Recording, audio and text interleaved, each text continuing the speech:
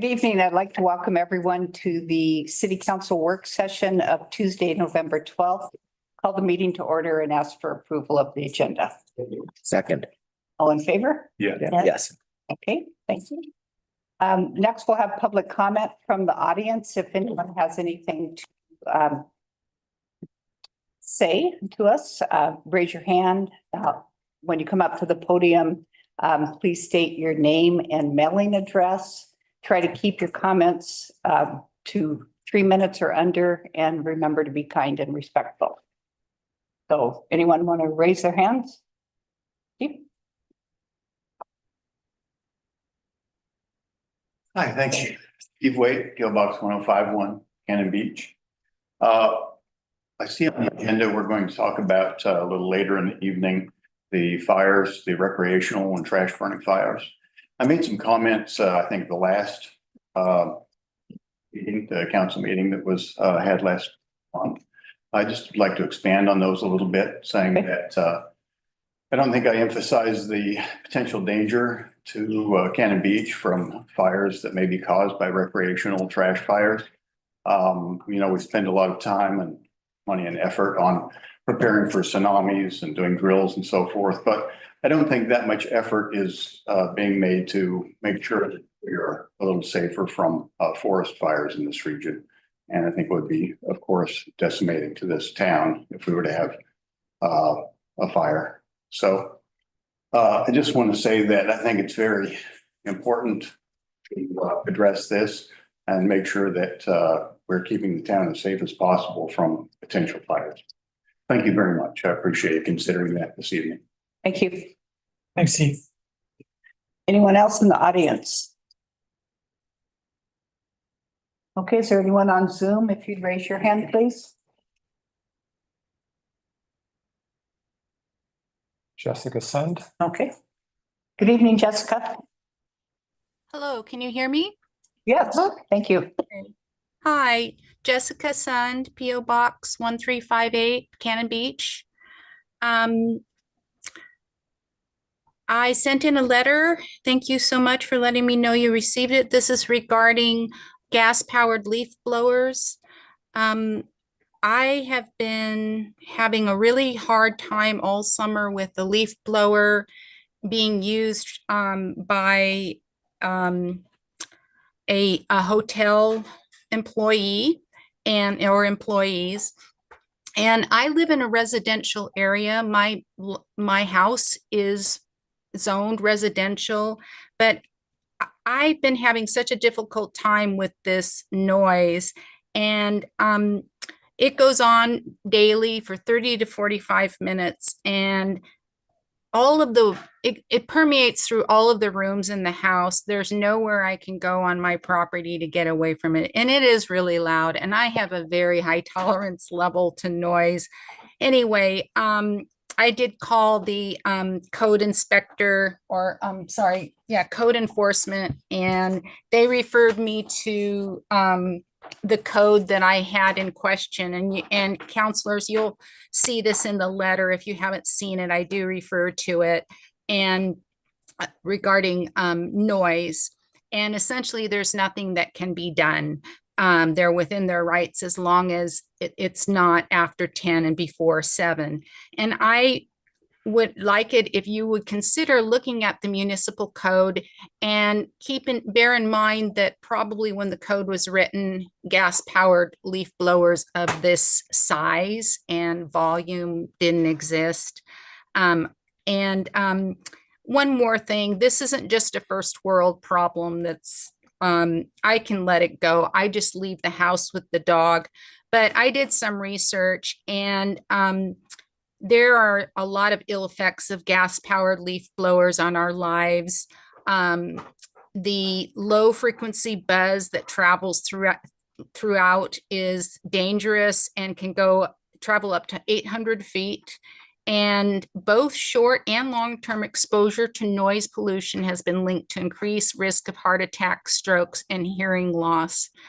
And it also affects animals who communicate by sound. And finally, it is a huge contributor to toxic emissions because it relies on oil and gas. And I'm sure you're aware of that, but I just wanted to remind you of that it does not only affect us with the noise, but also with the environment as well. And thank you very much. Thank you, Jessica. Anyone else on Zoom?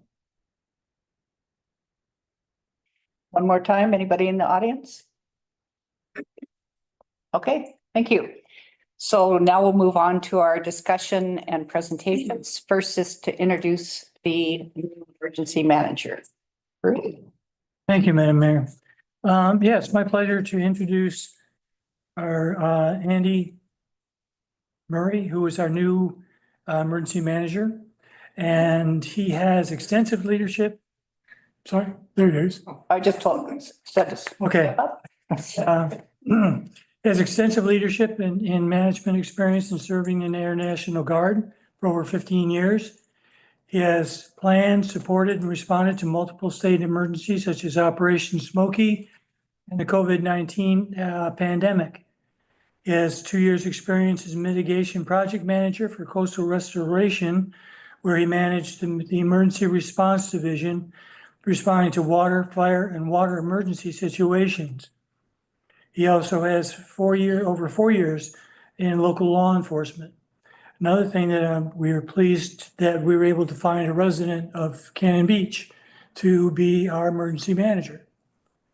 So with that, I will turn it over to Andy, and he will talk a little bit about himself and also about the visit from the governor's office that's coming up. Yeah, thank you, Bruce. Nice to meet everybody. Like you said, he kind of went over my background. I do have a history in responding to all sorts of emergencies, both foreign and domestic. I have experience responding to local emergencies, residential, commercial, large emergencies as well. I have a history of search and rescue, survival throughout the military. There's SEER training. I've gone through that. I live locally here. I'm embedded in the community. My wife and her mom own a store downtown. I currently own Cannon Beach Fitness as well. So your guys's and everybody's, all the citizens, the security and the safety is my number one priority because my family and I live here.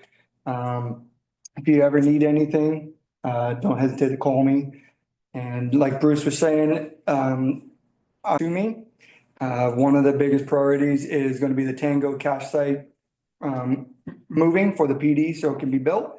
And then next week on the 20th, the governor of Oregon is hopefully going to be visiting us as well as some state representatives, some Taiwanese individuals who hold different positions within their emergency management there in Taiwan. So they're going to be visiting us and they want to take a look at our cache sites and how we've set everything up and how the city is preparing to respond to any sort of emergency. So like I said, I've hit the ground running. I'm excited for this opportunity. I've had a ton of support from everybody, including Bruce, Karen, everybody on staff here in the city has been great. So like I said, if you never need anything, don't hesitate to reach out. Thank you. And welcome. You have to stay for the whole meeting, you know. I'm not going anywhere. Okay. Okay, next we have our annual Pacific Power tree maintenance. Karen?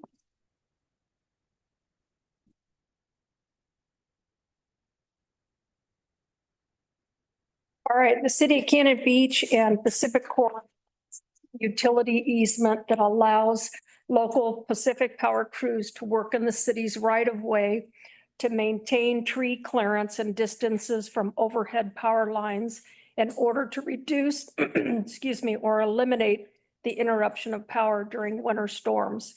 Each year, Pacific Power comes to Cannon Beach to share their annual plan for tree maintenance in preparation for the winter storm season. This year, their plan is for crew inspections to begin in the November-December timeframe, and the actual tree trimming will begin in January 2025. We have Heather, several of our Pacific Power team members here tonight to share details of their plans for this year's maintenance and to answer any questions council may have. Hit it. Good evening, Heather Householder, Senior Forester with Pacific Power and Light. Here because at your guys' request 3 years ago, when we came through to do our cycle maintenance, you requested that we come back and basically try to do a presentation saying, hey, we're coming. And basically that's really what we're doing. We're letting you know that we're coming through, doing our maintenance cycle again. As last time, we've switched from the 4x2 to a 3-year cycle. Although we do tend to come through every year, this is our big push where we're looking at all the trees that are beginning to encroach into the power lines, making sure that they're going to try to hold for 3 years, making sure that we are in compliance with the OPUC and maintaining that 3 to 5 foot clearance at all times from the primary distribution wires. We'll also be looking at secondary wires, making sure that there's stuff that the lines aren't being rubbed and abraded against to try to clear that so that we don't have shorts on our covered secondaries. Did bring Brenton Reed, just to have him stand up. He is our forest technician with Asplund. He is the gentleman that will be coming through town and looking at the 2 feeders that run here in Cannon Beach. He will be making the notifications, whether it be in person, by telephone, or if he can't do it either one of those 2 ways, he will mail a door hanger with the information about the trees on each person's property. So, any questions? We had an incident this past weekend where we had the power pole by the whale park that was arcing. And they came out, and responded right away to that.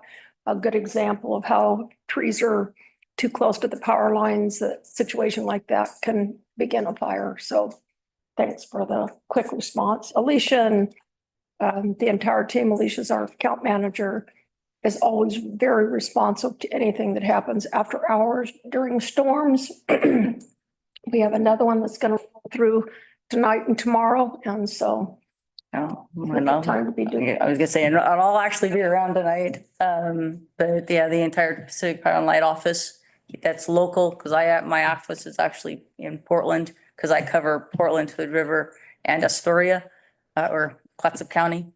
But yeah, I have a very good team out here that is very responsive to the situations that we might face, whether it be wind, rain, whatever it might be. So. The storm was staged so that No, presentation. I was quite wet this afternoon, just. Can you go over the notification process again? Certainly. Britton, do you actually want to speak to that since you will be doing it, sir? Yeah, so what I'll be doing is walking the neighborhood, trying to inspect each foot of wire and so when it comes time for me to notify a customer, I use a parcel app to try and locate if the customer is a local resident, permanent resident, or vacation home. So if it seems like the mailing address listed on the parcel is not one in town, they'll be getting a letter to whatever is their listed mailing address. And then in other cases, I will try to leave a door card on whatever I can tell to be the main entrance to the property. I'll try to tape it so that way in the wind and rain it doesn't disappear. And how far in advance do you notify them? As early as possible. So we try to make sure that we're not too far ahead, so that way I don't miss anything, or if I come through too early and then the growing cycle starts, trees might grow faster than we intended. So I'm going to be beginning here in the next few weeks inspecting Cannon Beach after I get done with Highway 26. And the work doesn't start till January. We won't have the crews here in town until January. The feeder here on the south side of Cannon Beach, 5810, is the first feeder that we're going to be addressing. In all honesty, part of our goal is we want to be done with the highway and out of Cannon Beach before things get really busy. And so hopefully we'll be done with the in-town part of Cannon Beach by as early as mid-April, if not earlier. So we really want to try to be out of here before a lot of the tourists decide to hit the beach. So makes it easier for you and for us. We try to at least make sure that homeowners have at least a week of notice before the pruning would actually start. And then if I don't receive any response to the phone number or any of the information that I leave on the card, it would be tacit approval that the pruning is good to go. I know our last discussion about 3 years ago was the notification process, and we were pretty concerned about that. People were seeing trees being cut without any notification at first. So it sounds like you've got that under control now.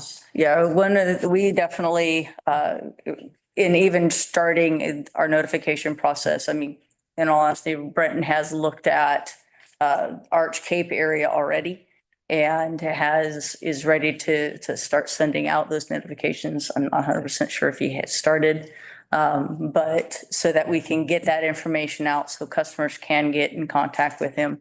One of the things that when I was the actual inspector and doing the inspections, that I tried to be very mindful of, and I've tried to have these guys be mindful of as well, is that most of these places, there's a lot of homes here in Cannon Beach that are not their main residence.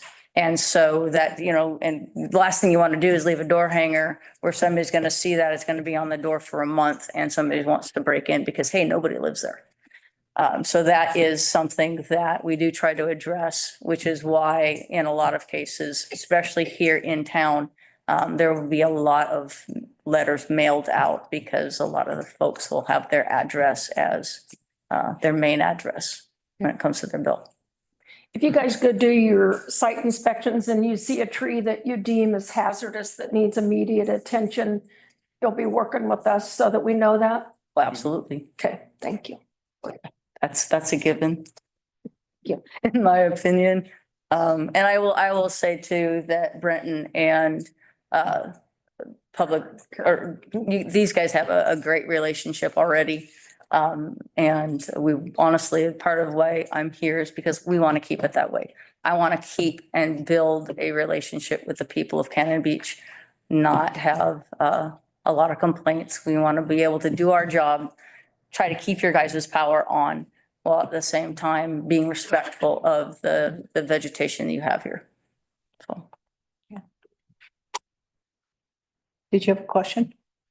No, I just have a comment. I worked with Brent and his team earlier this year, and I just want to say they were very, very responsible. They were great communicators.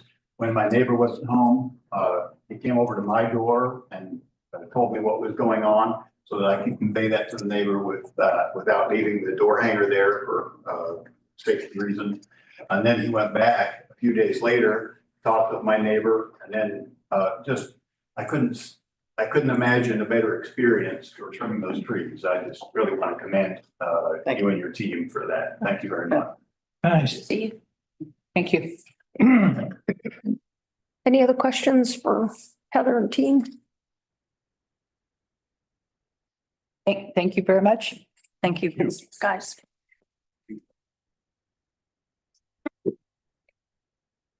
I guess we should say one more thing. One of the things that we have been getting docked by the OPUC is climbing space on the poles. And so one of the things that we have been trying to do is address vines on poles and then bushes and blackberries around the poles for climbing space. So that is something that Brenton will be identifying and letting customers know about, and just trying to get that clearance around the poles. So that's a little different. I don't think we've hit it as hard the last time we came through as we are now because of the number of OPUC violations we've actually gotten from that situation.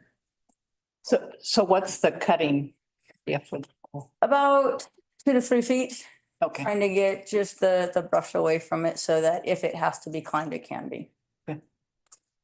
In the specs, it needs to be a about a person-sized space, and the path up the pole does not need to be constant. So if there are things in the way that can't be changed, if it can go up 10 feet, rotate 45 and continue, that still is a good clear climbing space for us. Yeah. It's some of the notifications that and inspections I've done in Portland and also in Clatsop County has been very nice hedges that unfortunately are now in violation. So Unfortunately, but I think the biggest violation, especially when it comes to pole space though, are the vines on poles. So vines on poles are being removed. So. Okay, Thanks. thank you. Okay, next we have the farmer's market report. Tracy? Right.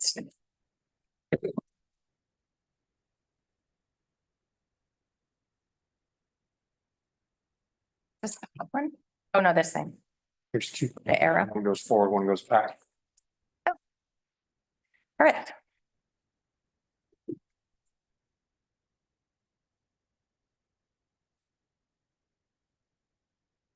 Right. So, I am here to give you the Cannon Beach Farmers Market report from last summer. Some of the stuff was you've already seen from last year. So this part, why do we need a locals farmers market? They provide access to healthy, fresh and nutritious food, stimulate local economies and create jobs for farmers and growers. They give farmers greater control over their economic lives and prices, and they enhance the social engagement and community well-being. Our mission statement: to enable Cannon Beach residents, visitors, and businesses to purchase fresh produce and other fresh food products in season. Our market is primarily, spelling error, sorry about that, a grower seller's market. So our market goals, this is in our handbook. This is what we give to our vendors, to make available a variety of fresh farm products, to promote local farmers, ranchers, fishers, and artisan producers of food and perishable farm products, and to foster a community activity promoting social and healthful lifestyles. So what I did here is I put in the 2024 visitor counts, what the weather was, and then I I added also the 2023 visitor counts and what the weather was. So you could kind of see the comparison. You'll notice our numbers have jumped significantly. Couple reasons for that. The weather was amazing. We had such an amazing season we lucked out with the weather. And we also added 2 counters at one of the entrances. So I think that made a big difference in really capturing how many people were going through the market. And also, I will say, I feel like we did have a lot more people coming through the market. I'm usually down there almost the whole time. I do go back and forth. But we had Malia's Grill this year, and I saw a lot more locals coming through to get lunch. So I just kind of wanted to point that out. We did shorten the season. You'll see a little bit. We had actually 2 less weeks of markets. It's not showing on the 2023 because it was canceled, the last date, because of weather. So that's that. These were our vendors for 2024. I bolded the people who were brand new or hadn't been in 2023. So Alma Chocolates, Bamford Bake Shop, Delos Dozen, Greenville Farms, High Peak Granola, Malia's Grill, Neocani Smokehouse, River City Flower Farm, and Sasquatch Mustards. Those are all people that they might have been, a couple of them had been vendors in the past, but several of them are brand new vendors to our market. We have a really good reputation at our market, and a lot of people want to get in. We're just limited with how much space we can provide. So just a few points I wanted to note. I had some help from Michelle at Basalt to help me with our Instagram, and we grew it by almost 200%. We had to switch over to a new account, so we literally had no followers. And from 2023 to 2024, we added almost 200 people. Our vendor spots were almost 99% full. If you went to the market, you would notice that you didn't see a lot of empty spaces. What we really tried to do was, if we found out that somebody couldn't be there, then I'd call somebody who was maybe on standby or didn't get into the market, and they would fill that spot. So I can say honestly, maybe we had empty spaces maybe 3 times through the whole summer. We provided 2 30-minute parking spots right in front of City Hall. That was really kind of monitored on we didn't really monitor it. It was kind of on your honor, I guess, so to speak. There was one time there was a Florida plate parked there for probably 2 hours, and I just went to the police department, and the bike cops came, and we didn't give them a ticket. We just put a warning and just, kind of let's be a little bit more notice the signs and I think that worked out well for a lot of people. Locals that came down to the market. Were they always empty? No. I can't promise, that there's always a spot, but we did our best to try to alleviate some of the complaints that there's never parking. We also offered SNAP and Double Up food bucks at the information center. And why that's important, well, first of all, we've offered SNAP for a long time. And if you're not familiar with that program, that is the Oregon Trail cards, where people who need a little bit of assistance can get some tokens to buy fresh produce at the market. And we also added the Double Up food bucks. And what that did is, if you got your SNAP, you could get up to almost $20. You'd get up to $20 worth of tokens that you could buy fresh produce. And when we moved it to the information table, it used to be here at City Hall. And I think that really helped take a barrier away from people using this program, not having to go to City Hall. They could do it right there at the market. And we saw a lot. We didn't have a ton of people using it, but I think the more the program grows, we'll see a lot more people using that. And so I think that's a great thing. We also partnered with the Cannon Beach Academy. I worked with Mary Ellen, and what they did is we met beforehand and we talked about how could we get the academy involved with the farmers market. Unfortunately, because it was in the summer, it was a little more difficult to figure out, how to get the kids to attend because they were out of school. So what Mary Ellen did was she sent out an email, and I believe the school actually gave the kids a certain amount of money that they could spend at the farmer's market. And then they had to, if they didn't spend it all, they had to give the money back. And then they would go home and they would make something with what they purchased at the farmer's market. And they would take pictures and bring it to school when school started. So that was really fun. And I hope we can grow that program working with the academy. So some of the community groups, we provide a table, 2 chairs, and a tent free of charge to community groups. Some of these groups were able to have a booth more than once. So a couple of them were able to come twice. So some of the community groups, Cannon Beach Arts Association, Cannon Beach Food Pantry, Tulavana Arts Colony, Friends of Haystack Rock, Cannon Beach History Center and Museum, Cannon Beach Library, North Coast Land Conservancy, KMUN. And we also had the Wildlife Center signed up, but they had staffing issues, so they weren't able to be here this year. So we hope in the future we can get them. Just really quickly want to shout out, because our volunteers are market VIPs, little less hours this year, but that's because we had less days. But all these people right here, you can read all their names. They show up. They set up, they clean up, they sit there, they answer questions. They are the face of the market. And without them, we wouldn't be able to have the fantastic farmers market. And also, I always want to give a big shout out. Public Works comes in and they put the stage up. Police department, they put the barriers up so cars don't park there. We had a couple times where some cars moved the barriers and parked, but the police, I just go into the police station and they were right on it. So thank you for that. Last year when I presented, I set some goals, and a few of them, or most of them were met. We definitely had a higher number of visitors. We offered some short-term parking solutions. Locals could pick up their lunch early. We changed the market hours, to 12 to 4, and it seems like everybody, including the community and our vendors, like that a lot. And you actually could pre-order and, come and get your lunch even before the market opened. We also increased the variety of vendors. So our 2024 goals, in big letters, find location. So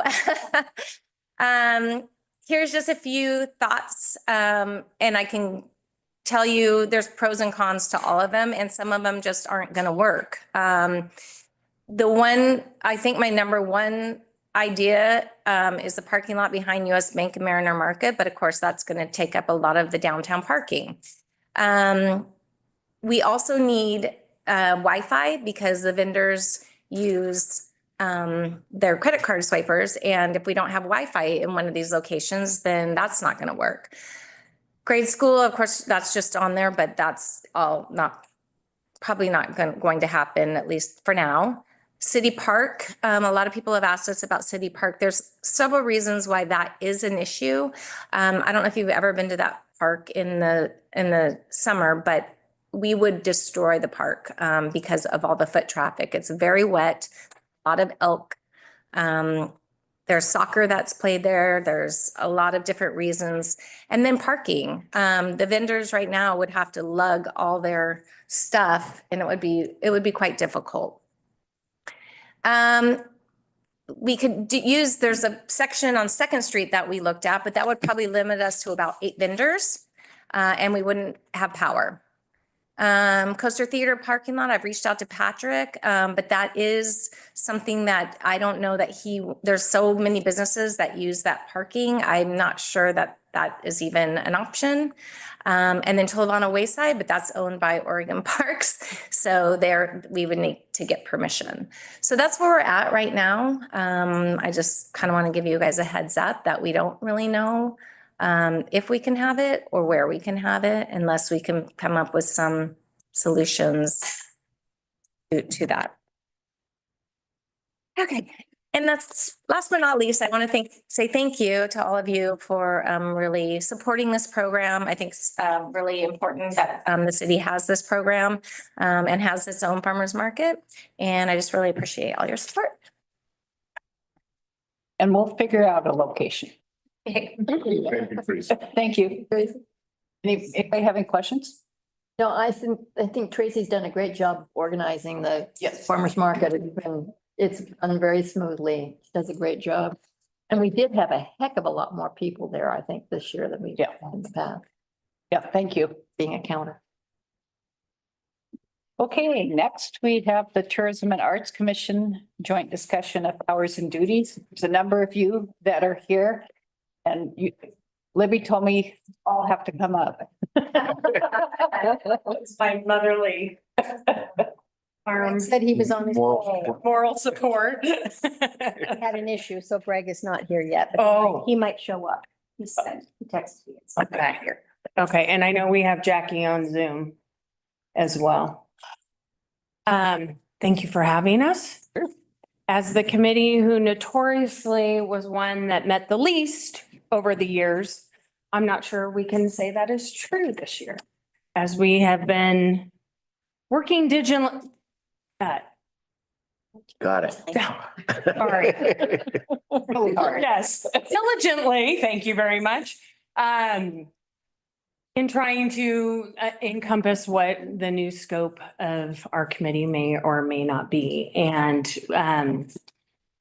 outside of our typical grant funding process. So we, as you can see from your notes in there, have gone back and forth as a group and with Ashley and come back and forth with great recommendations from the committee and have come up with the latest version of what we would like to have you guys look at over and give some discussion and viewpoint there.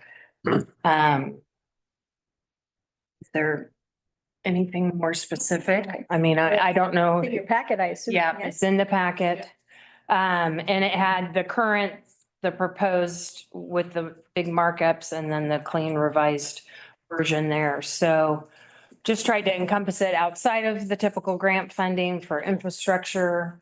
Other ways if community members had items that did not meet the specifications that we had. And I'm trying to think, for instance, refurbing public art was something that came our way recently that we discussed. So trying to frame it around what would these different items look like, whether it's accessibility, and how do we not keep it so narrow that we can, help facilitate recommendations to you guys as far as expenditures. So I guess my question is, how much detail do you want us to Yeah. go through with this thing right now? Yeah, I mean. Well, I can say- you kind of walk through how we got to where we're at and what's here if you Yeah. like, or. I can say that I've listened to your meetings and I find the discussion very healthy. I spend a lot of time looking at things and I appreciated the city attorney weighing in on the decisions. And so I think it's a really good direction that you're going, is to be able to evolve more, even though it does take more, definitely it's going to take more meetings, regular meetings. Right. I guess my question was, I didn't see a real definition of tourism and arts. And I guess the question I have is, whatever projects you recommend, are they all going to have to be related to the arts? That's up to you guys.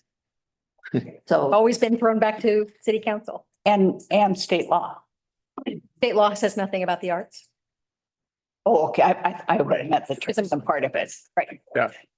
State law dictates, but Yeah. that is always, I've been here several times when talking about things that had no. People on here said there's no arts, and it's like, it doesn't say we have to have arts. If you want it to say arts, then you guys need to say it has to be arts. I mean, I understand why the commission, I was there when the commission was started and why it started as arts and included arts, because of the town being an arts town. But if we're going to broaden the scope of the commission, and the commission is involved in recommending projects for TLT, it seems to me that there might have to be a discussion about how much of arts we want to include or not in these projects. Because accessibility will have no art in it unless there's something artsy you can do with a Moby mat or something like that. But there's definitely stuff that it would be 100% tourism with no arts, for sure. Yeah. One thing I want to, as an editor, one thing I want to know. Uh-oh. Jennifer, oh no. It should be statute and not statue, 320. But that's artsy. I was gonna say this for the art we're trying to refer to, maybe it's a statue. But, yeah, and I think you have it, on, that's when requested by the council, present ideas and recommendations on issues related to tourism and the arts, such as destination marketing, organization and transient room tax. So in terms of destination marketing, is this something that would be in conjunction with the chamber or in addition to the chamber's efforts, or how would you work with the chamber on this? How would this? If we're talking, I'll jump in. Oh, yeah. If it's the accessibility part, I'm on the accessibility committee, I'm on this committee, and I'm on the executive board of the chamber. and on the marketing committee of the chamber. Someone needs to start saying no. Yeah. Anyway, Let us know how that goes. yeah. I swear I'm done right now. 4 is enough. So when it comes to accessibility, and I think I said this before, there's no way to get accessibility done with just the city or just the chamber. Or just public works is part of the city. You know what I mean? It has to be some sort of a joint effort. So that's why I think destination marketing was in there, was because of the accessibility piece. It might appeal to something else as we go along. I don't know, but I would see that as a partnership between the city and the chamber to get that part done. Maybe something else up too. I don't know. I might piggyback on that. We did grant funding to a maker's map. That was part of our process. So that was handmade goods made throughout town that wasn't necessarily on the art walk per se, but that's a leaflet, a brochure that's going to be around. So within the grant realm, not outside of it, but. And then was that done at all in the conjunction with the chamber, or was that? No, total separate through the grant. It was actually, Tolovana Art, no, it was Andrew and Michelle. It was through Tolovana. Okay. But Andrew and Michelle spearheading that one. Yeah, I've always seen this commission serving that wider role. As far as being an expert in the law and in what we can do as a city, and obviously having business representation. They definitely have an interest that lodging tax dollars are going to something that they feel good about. So I like the whole advice on those issues.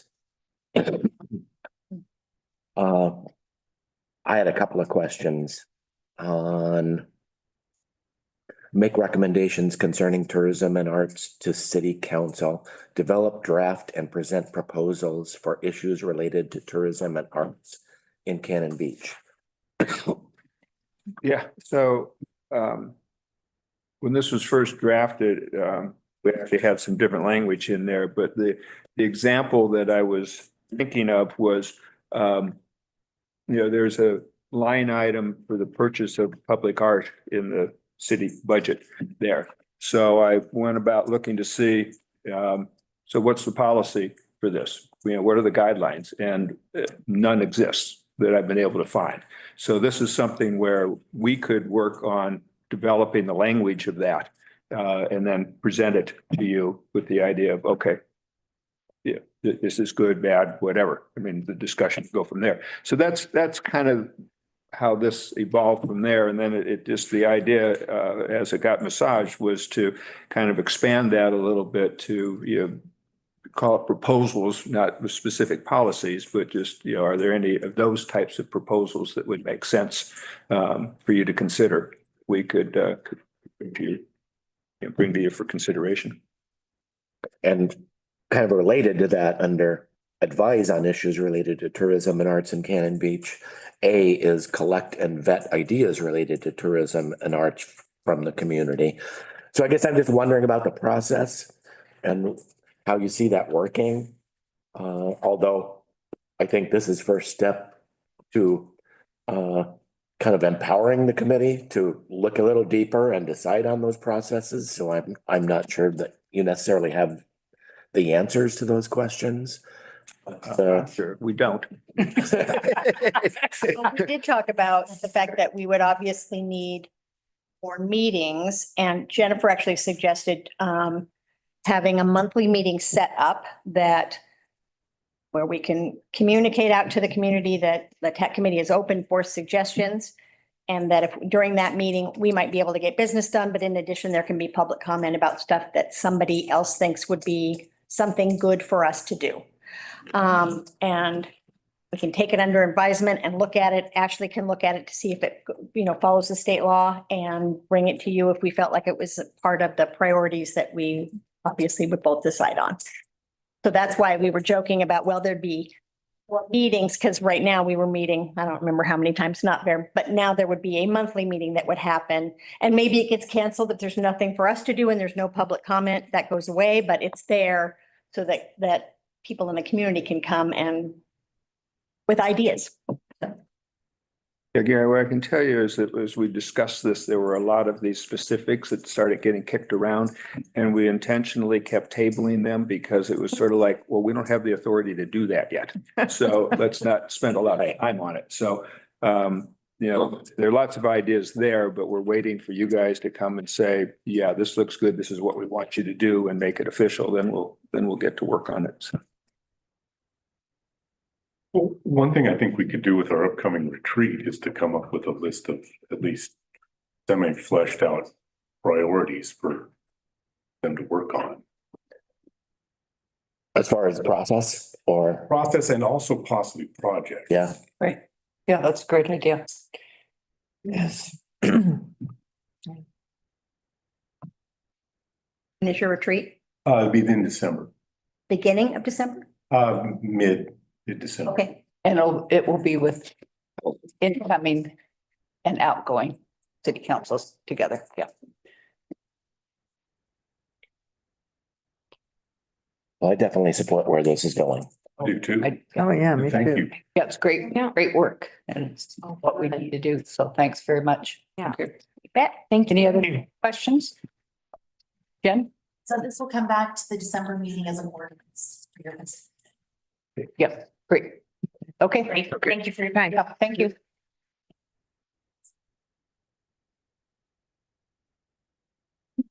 Okay, next we have the Chamber of Commerce presentation.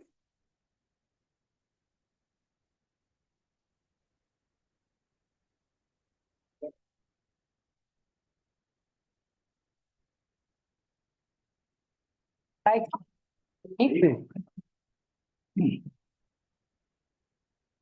Couldn't figure out who the person was. It's dressed nicely. Now I got it. Clarity of place. That looks right? good. I thought I did a good job. I didn't. With a sweater vest. Hold. I know. Well, thank you for having us. We've been, meeting quarterly and having these meetings and have faced a lot of questions. So we really took a deep dive into what we're presenting tonight, and we're happy to have David Holder here, Clarity of Place, to present his report. Sierra did a lot of work this presentation to prepare a much more thorough presentation that we hope is more digestible for everybody and a little bit more clear. And we appreciate your guys' taking time to go over with us. So we're going to lead off with David, since he traveled all the way here to be a part of this presentation. Perfect. Thank you. Before we get started, I am so pleased to be back in Cannon Beach. I'm excited about the material that we're going to cover with you. I'm excited about where you've come since I was last here. I believe that was back in April. There's so many just amazing things happening here. So we're going to go over a little bit of that. Do you want me to advance those or? Sure. Very much. When we started this process, we did not go into this with the intention that we were making a destination stewardship plan. In fact, what you're about to see is not one. It is not a destination stewardship plan, but it's a real big step in that direction. This project initially was to really look at research and data points and see what we could take away from that to guide where Cannon Beach was going with all of this visitation that you have to manage. As we got into this, we realized this isn't just about visitation. This isn't just about how this community interacts with its visitor market. It's really a bigger opportunity to define where this community can go, and thinking about tourism as such an integral part of who you are. You cannot take a community like Cannon Beach and separate from tourism. It's just not possible. You're such an amazingly dynamic, distinctive community. I have been so touched by what this community has to offer. And I've actually started using this as a model for others as we've started speaking to different groups around the country. In fact, I was just at a conference and we actually did a quick little profile of Cannon Beach and some of the dynamics that you've had to manage and where this is going. So let's jump right in. We're going to quickly go. I'm going to fly through this because I want to, certainly leave time for your questions. We're going to quickly go over our situational overview. We're going to show you some of the data and research that we analyzed as part of this process. You are all a part of the stakeholder and community input, and we utilize that heavily. And then we've got three different recommendations that we're providing in terms of where we go next. But we wanted to understand what this community really needed to do collaboratively to address some of the destination stewardship needs. I'm going to throw some data at you, and I want to make certain that I put a real big disclaimer on this. This comes from geolocation data. It is useful for trend only. Don't dive into the deep, hey, look in the numbers. This is trends, and it's trends because the data science isn't perfect in this. But the trend here is we've been radically growing tourism since the pandemic. We're still not quite at the level that we were in 2019, which is fine. But we've got to make certain that we're also managing where we go, because if 2019 was the peak that we've seen, then we've got to be ready for that. Can you explain visitor days? Yes, so this would be a day spent by a single visitor within the area. And again, that's where I say that look at this from the trend lines, not from the actual number of days.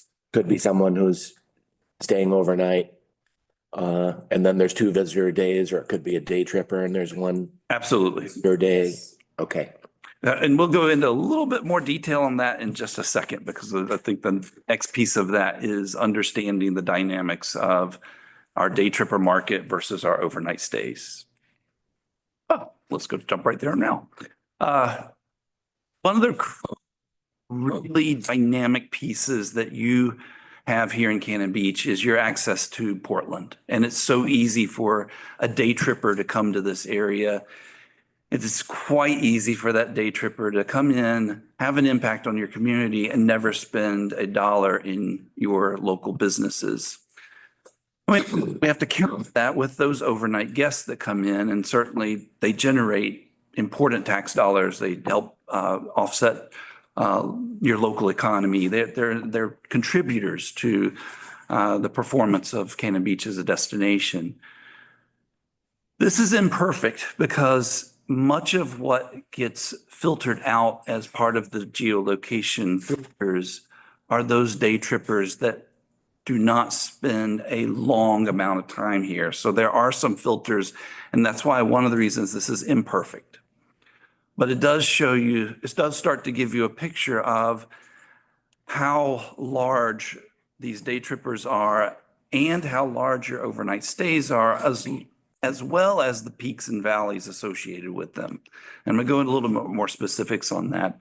When we start looking at overnight guests, we start seeing this in terms of unique overnight visitors to the area.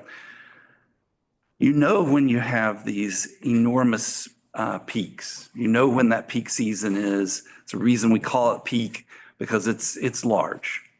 In fact, one of the things we'd like to look at when we start thinking about this is what's the visitor to resident ratio, and when does it get uncomfortable?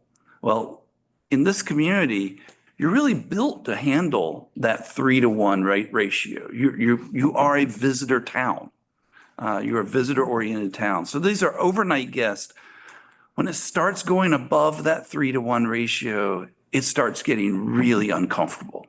And that's when we start thinking about shifting into that visitor management mode, thinking about what do we need to put in place to really understand what these visitors are how these visitors are impacting and how we manage this visitor flow. So if that's overnight and we start looking at that from a day tripper perspective, and again, this is not an accurate view of the full extent of our day trippers. These are day trippers who are coming in and spending a significant amount of time in your community. What we are missing in all of this are those, I'm staying for a couple of hours, I'm staying for 3 or 4 hours, and then I leave. I'm not counted in this mix. So it's a weakness in the data. Where do you get the data? Is this from the cell phone data that you're getting? It's coming out of that cell phone data. It's one of the reasons that having those research accounts is so important, because it gives us a real good sense of, all right, what's really happening here. So when we start looking at both of those together and we start seeing that we have times of the year where we're spiking above that 8-to-1 ratio, it gets really uncomfortable. We also have those times of the year where we're under that 2-for-1 ratio, and that makes it a little less comfortable from a business perspective. And that also shows up as a need period. We have individuals who are not gathering hours in terms of some of our businesses. We have businesses that start to see their own quality of life suffers in those times. So it gives us a chance to start thinking very strategically about the way that we apply some of our marketing, some of the marketing messages, some of the audiences that we're going after. We'll go into that in a few minutes. I go back to this idea that Cannon Beach and tourism are interconnected. You're interconnected because you have a dependency upon those tourism dollars. It's 71% of your general fund budget. I look at Clatsop County as a county within Oregon, and you're the highest producing county for tax savings per household. So there's some dynamics about how influential tourism is to the economy of this area. Out of that, again, we also have to think about what does tourism do in terms of those times where it becomes really uncomfortable for our local residents. I'm going to go through this. I'm not going to dwell on this one, but housing came up, and you're going to see this as a topic. It came up in so many different times in the conversations that we had with your community members and your stakeholders. We did take a really brief glimpse at housing data, but you have so much great information on housing from at the county level. There's some incredible studies out there. So I didn't want to spend a lot of our time on this, but it does impact perceptions of how tourism is set around the way that it is impacting housing in this community. We see that in terms of our short-term rentals. You've got an enormous amount of those in your community. It's part of who you are. And it's certainly part of the tourism product here. So I didn't want to dwell on that. One of the pieces that I'll leave with this is affordable housing or workforce housing came up in almost all of the conversations. It was one of the top items that our businesses struggled with when we surveyed the businesses. The realities of this is you're not an affordable place for housing. And we see that all across the country, but we really see that here in Cannon Beach. There's just some realities of what you are as a place. Okay, I had a question about your statistics here, a couple of them. You said the median sale price is 2.1 million. I looked it up today. It's 1.1 million. I'll take another look at that and make certain that we didn't have a typo in there. And then when you say the housing, it says 22,882 housing units. Are you talking about hotels? I mean, hotels as well as? These are specific to housing. So it's That's gotta be really wrong. I know we have a lot of vacant housing, but total 22,000. County? That's countywide. Right, that makes more sense. Countywide. Yeah, that the housing study looked at the full breadth of the Okay, so county. the whole county, okay. Not the city, because I thought it was like the county. Yeah, Yeah. a few more than you actually have. So let's get into the input that we received. And I'm gonna, because my eyes are not good, I'm gonna look on my little screen here. One of the things we look for are consistency in terms of what we hear back. So we had 11 different interviews. You have participated in all of these. And these interviews were really to establish some context for what we would learn through the full group sessions, small group sessions across the community. When we started hearing some of the same things, congestion, trash, parking, affordability of housing, the actions of our day trippers, we start seeing those repeat things. We start seeing that we have some issues, and that's a real nice building block in terms of how do we go forward? How do we find some areas of common ground? The interesting piece that we had some 3 different individuals that talked about capacity. What is our capacity? What should we be actually? What is acceptable to us as a community? We had some expressions around consistency. How do we manage the enforcement of some of our laws and rules, especially as it applies to our guests? And I love some of the quotes in this that there was just, you have such incredible passion and pride for this place. And that pride sometimes can get damaged by the actions of our guests. So how do we ensure that we're managing those visitors the right way? We started looking at the stakeholder input. We had close to 60 individuals that participated in these small group sessions. And again, many of you participated in these as well. We had things that were expressed like, we know Portland's going to grow to the west. We know that's going to impact us. How do we prepare for that now? We had some expressions around divisiveness, that we've got to actually, there's a feeling that we're not working together, that we've got a breakdown in communication. And one of the things that I really found valuable about these input sessions is we saw that if that was a perception, that the willingness of all the different groups to come together and find that common ground, it was expressed across the board. And I felt really moved by that. So I really appreciate that candidness that everyone brought to the table. I had some individuals talk about the success that you had and the challenges that you had going through it with the elimination of fireworks from the beach. And so we kind of tucked that away and thought this is an opportunity that we can start to think about. And I can't express it enough. Over and over and over again, I'm sure that this is not the first time you've heard the word parking at one of your meetings. Can I make a comment on? Absolutely. Maybe a question. In some of the previous graphs, you're talking about you get to that 3-to-1 ratio and it starts becoming uncomfortable.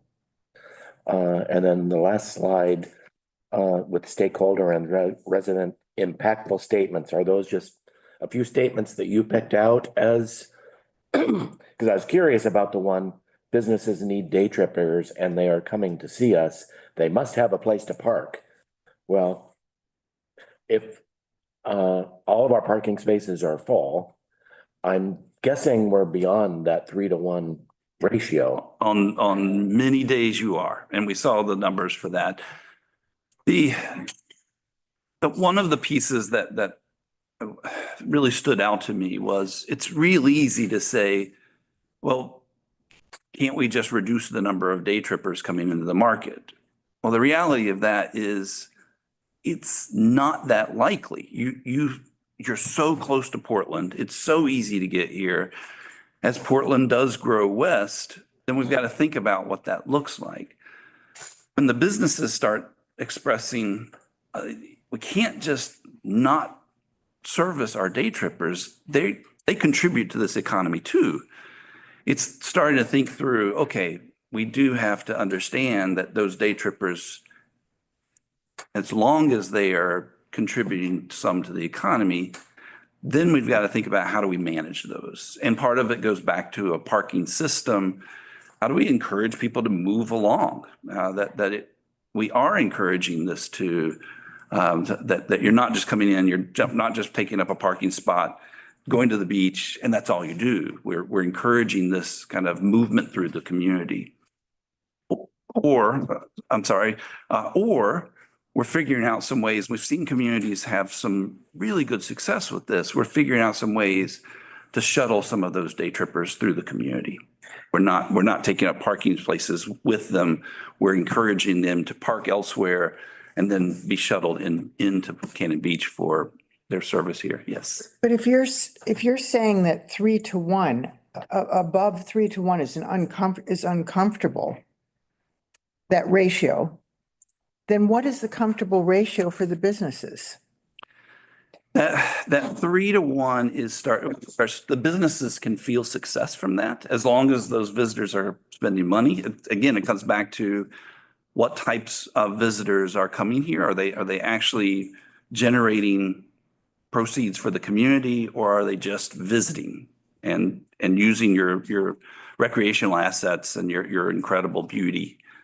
And I'm confused then, you say that what Gary referred to, we have to provide parking for the day trippers. Well, are they if they're not contributing to the economy, then why do we? Right. And if they are contributing, if it's over the 3-1 ratio, do we want to? Yeah, and I think it goes back to that first step of let's ensure that we have those overnight guests, because we know they're contributing to the economy. We know we depend on those overnight guests. Let's start our management there. And if by overnight we start to get into, where our parking spots are full, we're starting to see some of that volume. You saw some of those days where those overnight guests are in really large volume. Then we start looking at those are days where we've got to make certain that we are either shuttling those day trippers or encouraging other options for those day trippers. It's part of the messaging as we see those peak days come in here that we're perhaps actively discouraging those day trips to come out of the Portland area. Does that answer your question? Kind of. Just go on. Okay. Yeah, I think what Lisa's struggling with, maybe what I'm struggling with a little bit, and obviously showing somebody's comment. But it's kind of saying, we should try to accommodate absolutely everybody that comes here. Yeah, I wouldn't interpret it that way. From the perspective of the business, depending on the type of business, they do see some proceeds from that. But again, it still comes down to your visitation consists of day trippers and it consists of overnight stays. That overnight stay has to be a priority. Your economy depends on it. The day tripper, as much as they contribute to some businesses, they're not going to contribute to vast range. They're not here long enough. So manage first around those overnight stays and then begin to sequence your day trippers based on how you need them to interact with your community. And it's not going to be easy, but as you continue to see that push out of Portland, this has to be an option. And I will say the other piece on this, you'll see this pop up later.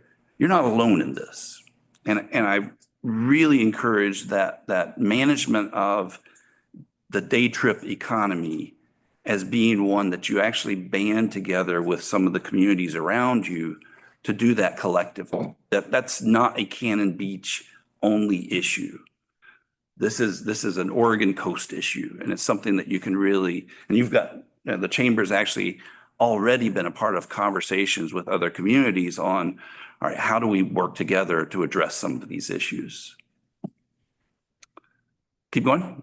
Yeah, sorry to hang. No worries, no worries. Yeah, and the challenge with all of this is there's a lot of data here, and it's really trying to help decipher it into something that's meaningful and valuable to you. And there's even more that can be done with it. I think some of the concern is when our parking lots are full, the experience does start to go down for people.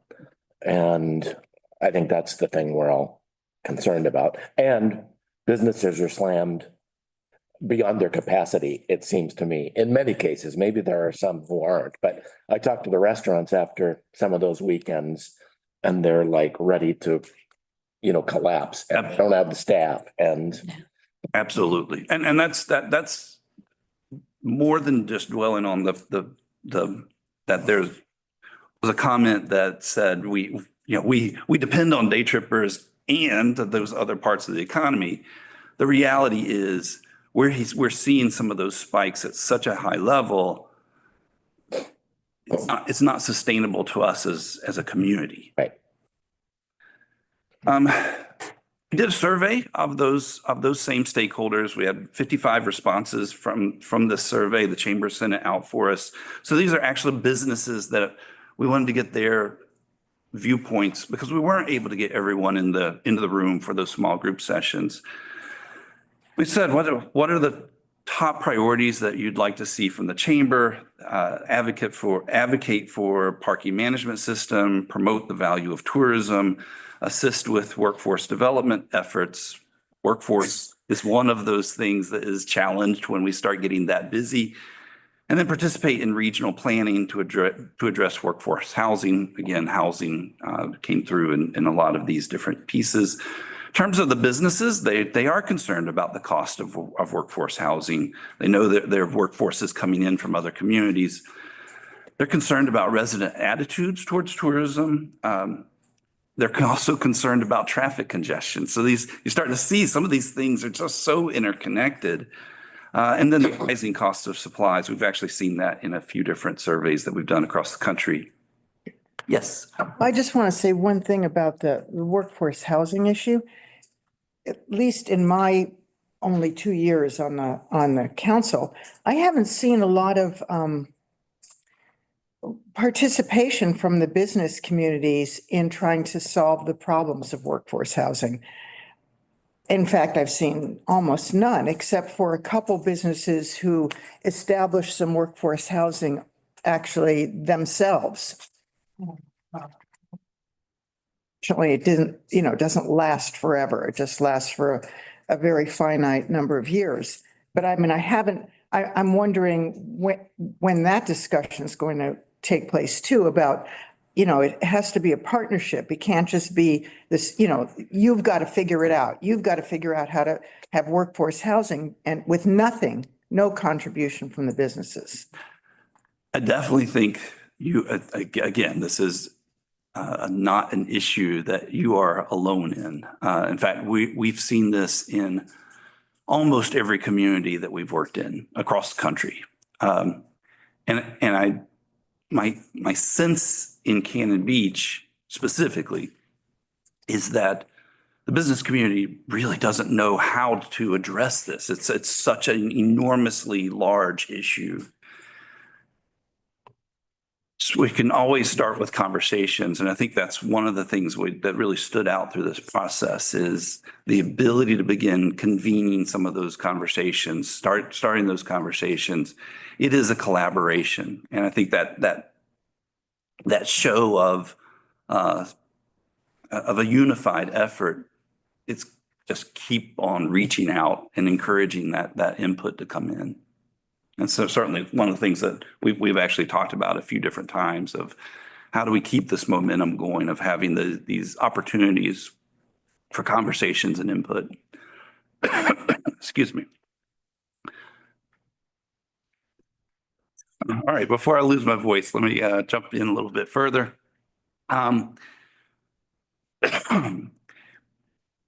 We took all of the information and we started thinking through if we were to define destination stewardship as how it's meaningful to Cannon Beach.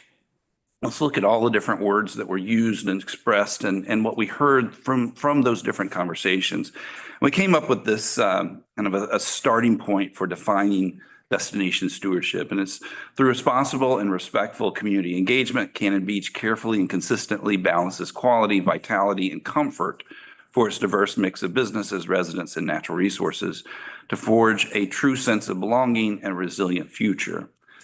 That focus on quality of life, that focus on your natural resources, that level of community engagement, it just resonated throughout this process. It struck me as one of those things that's powerful about this place. So we came up with 3 recommendations, and how do we use, what do we do with all this information? How do we step forward? And we felt like there are 3 opportunities to move things forward, engaging in destination stewardship in Cannon Beach. And again, we're looking for, I'm going to use the word easy, but it's probably the wrong word. We're looking for easy wins, low-hanging fruit, something we can accomplish, things that we can accomplish by working together. So it's encouraging more responsible visitor behavior, easily said, not easily done, rebuilding the collaborative spirit of the community, and then facilitate building seasonal consistency in overnight stays. And you saw those peaks, but you also saw some valleys that need to be addressed. To get to that point, in terms of responsible visitor behavior, this is really about encouraging and reinforcing the need for treating Cannon Beach with care and respect. This is not a marketing invitation to come here. It's a marketing request to treat it kindly. I love the sign that you have in front of you, Barb, that's the way we need our visitors to also treat our natural resources. That takes education. It's destination marketing. And it's destination marketing in a way that we're seeing so many communities have to engage in. We're really monitoring those visitor patterns for when we need to do that locally versus when we need to be spreading the message through our media partners in places like Portland. That if we know they're driving in from that marketplace, how do we encourage that behavior before they even get here? And then certainly once they're here, as they engage with our businesses, they engage with our different points of infrastructure, including their parking experience. How do we continue to reinforce that message? Back to the collaborative spirit of the community, continue to have these conversations, to have business and government really talking together and there's common ground. Let's make certain that we're building off of that. We felt like one of the things that gives us an opportunity is really taking the same momentum that we had, and it was a challenge. You lived through it with the fireworks movement, actually directing that towards trash. We're not going to eliminate trash completely, but if we make a dent into it, it's a huge step for this community. And we heard that so many times. We're tired of visitors leaving their trash behind. Well, let's take some efforts to really work collaboratively between the businesses and certainly the public sector to begin really addressing that. Second piece in this, you have some really strong work that you've done around parking, some studies that you've conducted around this. Let's really think about what parking management looks like for this community, and let's start to enforce that so that we're driving a different level of parking focused on the needs of our employees, the needs of our private property owners, and certainly our neighborhoods, because it has an impact on all of those. Last area is the focus on overnight stays. And again, this is another side of destination marketing. It's a very concentrated, targeted approach, generating marketing messages in those areas that will have to stay overnight. And I'll use Seattle as an example of that.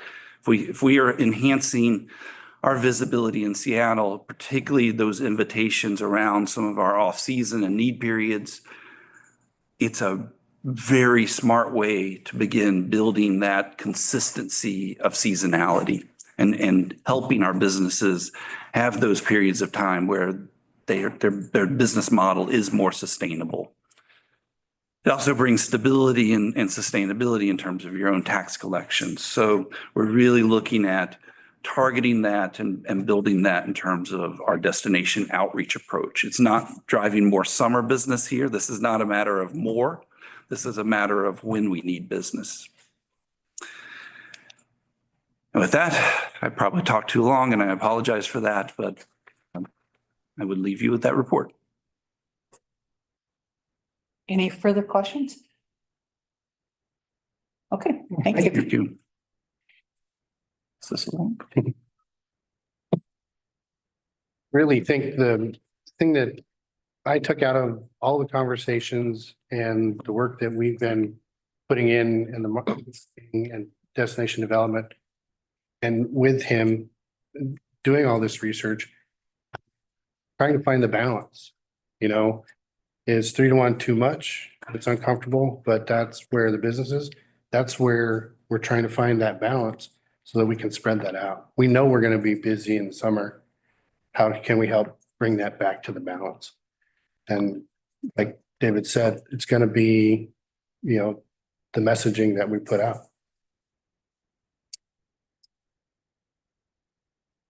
Okay, so you guys ready to move on? Yep. Please. I will hand this next one off to Sierra to walk through and we'll work on this together at different points. So we can go over that with you.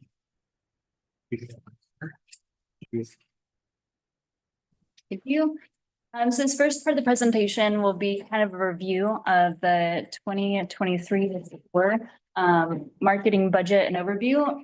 And what Jim said at the beginning, we really wanted to present this report to you guys with the financials and some of the examples of where we're spending our off-season marketing reach, just so you guys can, again, see the examples that we're putting in.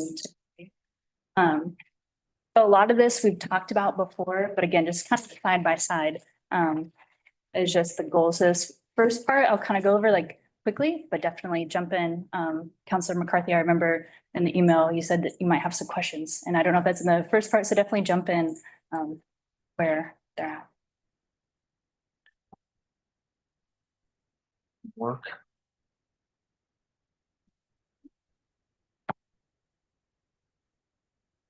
Oh. There we go. About any of the history? So what we did is we want to remind everybody of the history of where the funding came from and how it became in place and kind of what we've done. Said in the past, in the beginning, this was brought to the city by the hoteliers in the chamber. Prior to 2015, we had no marketing funding to do marketing. And that was done by the hotels and our events was really all that we had in place. The whole intent of PLT funding an additional 1% was to create a marketing. Because at that time, the marketing was either hit or miss or just done by whomever. And basically, we want more people in the town. We know now that that probably wasn't the best idea back then, but at least we had the marketing efforts to do some marketing. So that's where the money came from. And that was mutually beneficial because the hoteliers got to have a marketing effort. The chamber took that on and could run and create that marketing effort. The city got the 30% to add to your general fund. So it was a real win-win across our community to begin this. In 2018, we went into negotiations for that contract because Bruce got here, he wanted to learn how everything was being done, and we wanted to figure out the best way to move forward. And at that time, the city was funding the visitor center to the tune of about $160,000 a year. Well, we decided to fold that into the contract. We saved another $160,000 from the general fund. But we took that on and that really crimped down our marketing efforts because we took on two purposes with the same amount of funding. And we did that knowing that the funds would grow over time and we would still be able to cover, but that number was very specific. 444,655. It's in the contract. We went over that quite a bit to get to a number of where the funding should be. And the city actually kicked in a little extra funding for the first 3 years to ensure that we reached that goal. So once that contract was in place, then we moved forward with a whole new world where we're managing the visitor center and the marketing efforts and putting the people in place to do that.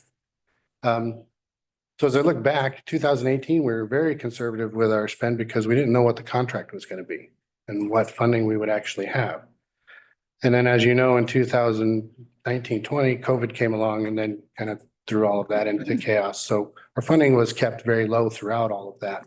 And really, we haven't kicked back into the full effort until we hired Sierra and the staff to be able to do all the efforts that we're doing. So that's kind of an overview of the history of how it was created, what we did in the beginning, and now we're kind of in a position where we are staffed up. We have the marketing person on staff to run that effort, and we're built the foundation with data and knowledge so that we can move forward in a way that's going to benefit our community and our businesses and be respectful of our environment as well.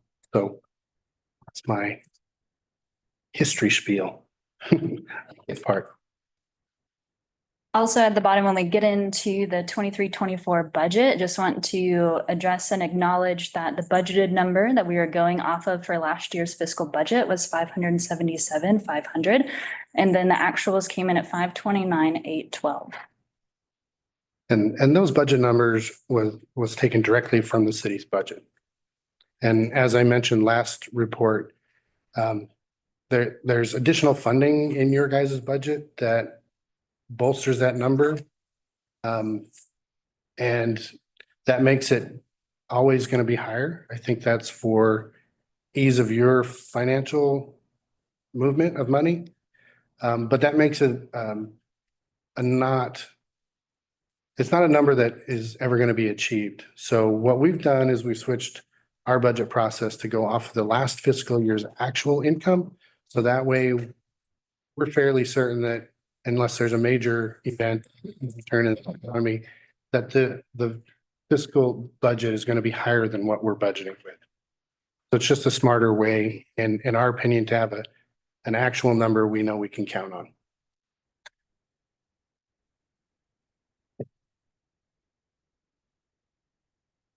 So before you are the overall profit and losses. And this one is the overall DMO. This will include the visitor center, the marketing, and some of the administration line items as well. And it reflects the overall budget of the 577 that we are going off of in comparison to the 523 funding that came in. So you lost $134,000. Yes. We took that from the reserves to cover the difference. So I've heard reserves, but I've never found out exactly how much you have in reserves. And do you balance your budget with the reserves? Or do you carry that minus 134,000 plus? Well, I mean, it says 750 minus 755.79% of your budget. So I'm just curious, are you carrying that deficit in your budget, or how does that work? We're reviewing the best way to handle that, but essentially we pulled that from the reserve, although it doesn't reflect on here. It needs to. And so that's a process we need to put into place as we move forward, whether we pull that from the reserve or whether we carry that forward. That's another step in managing this in appropriate fashion. We need to get with our accountant and make sure that that's done in an appropriate fashion. I've heard that several times, and when I've asked the same question over and over, and I never have seen or have found out how much in reserve you have. That seems like a lot of Yeah, there reserves to should be make a up for the balance sheet deficit. somewhere that. And I realized that this question would come up when I was reviewing what we sent in as a report. I have that balance sheet right here. So if I could send that to you guys. Does that reflect the reserve? Yes, it does. think that's enough. And I'd also like to kind of talk about how we manage that.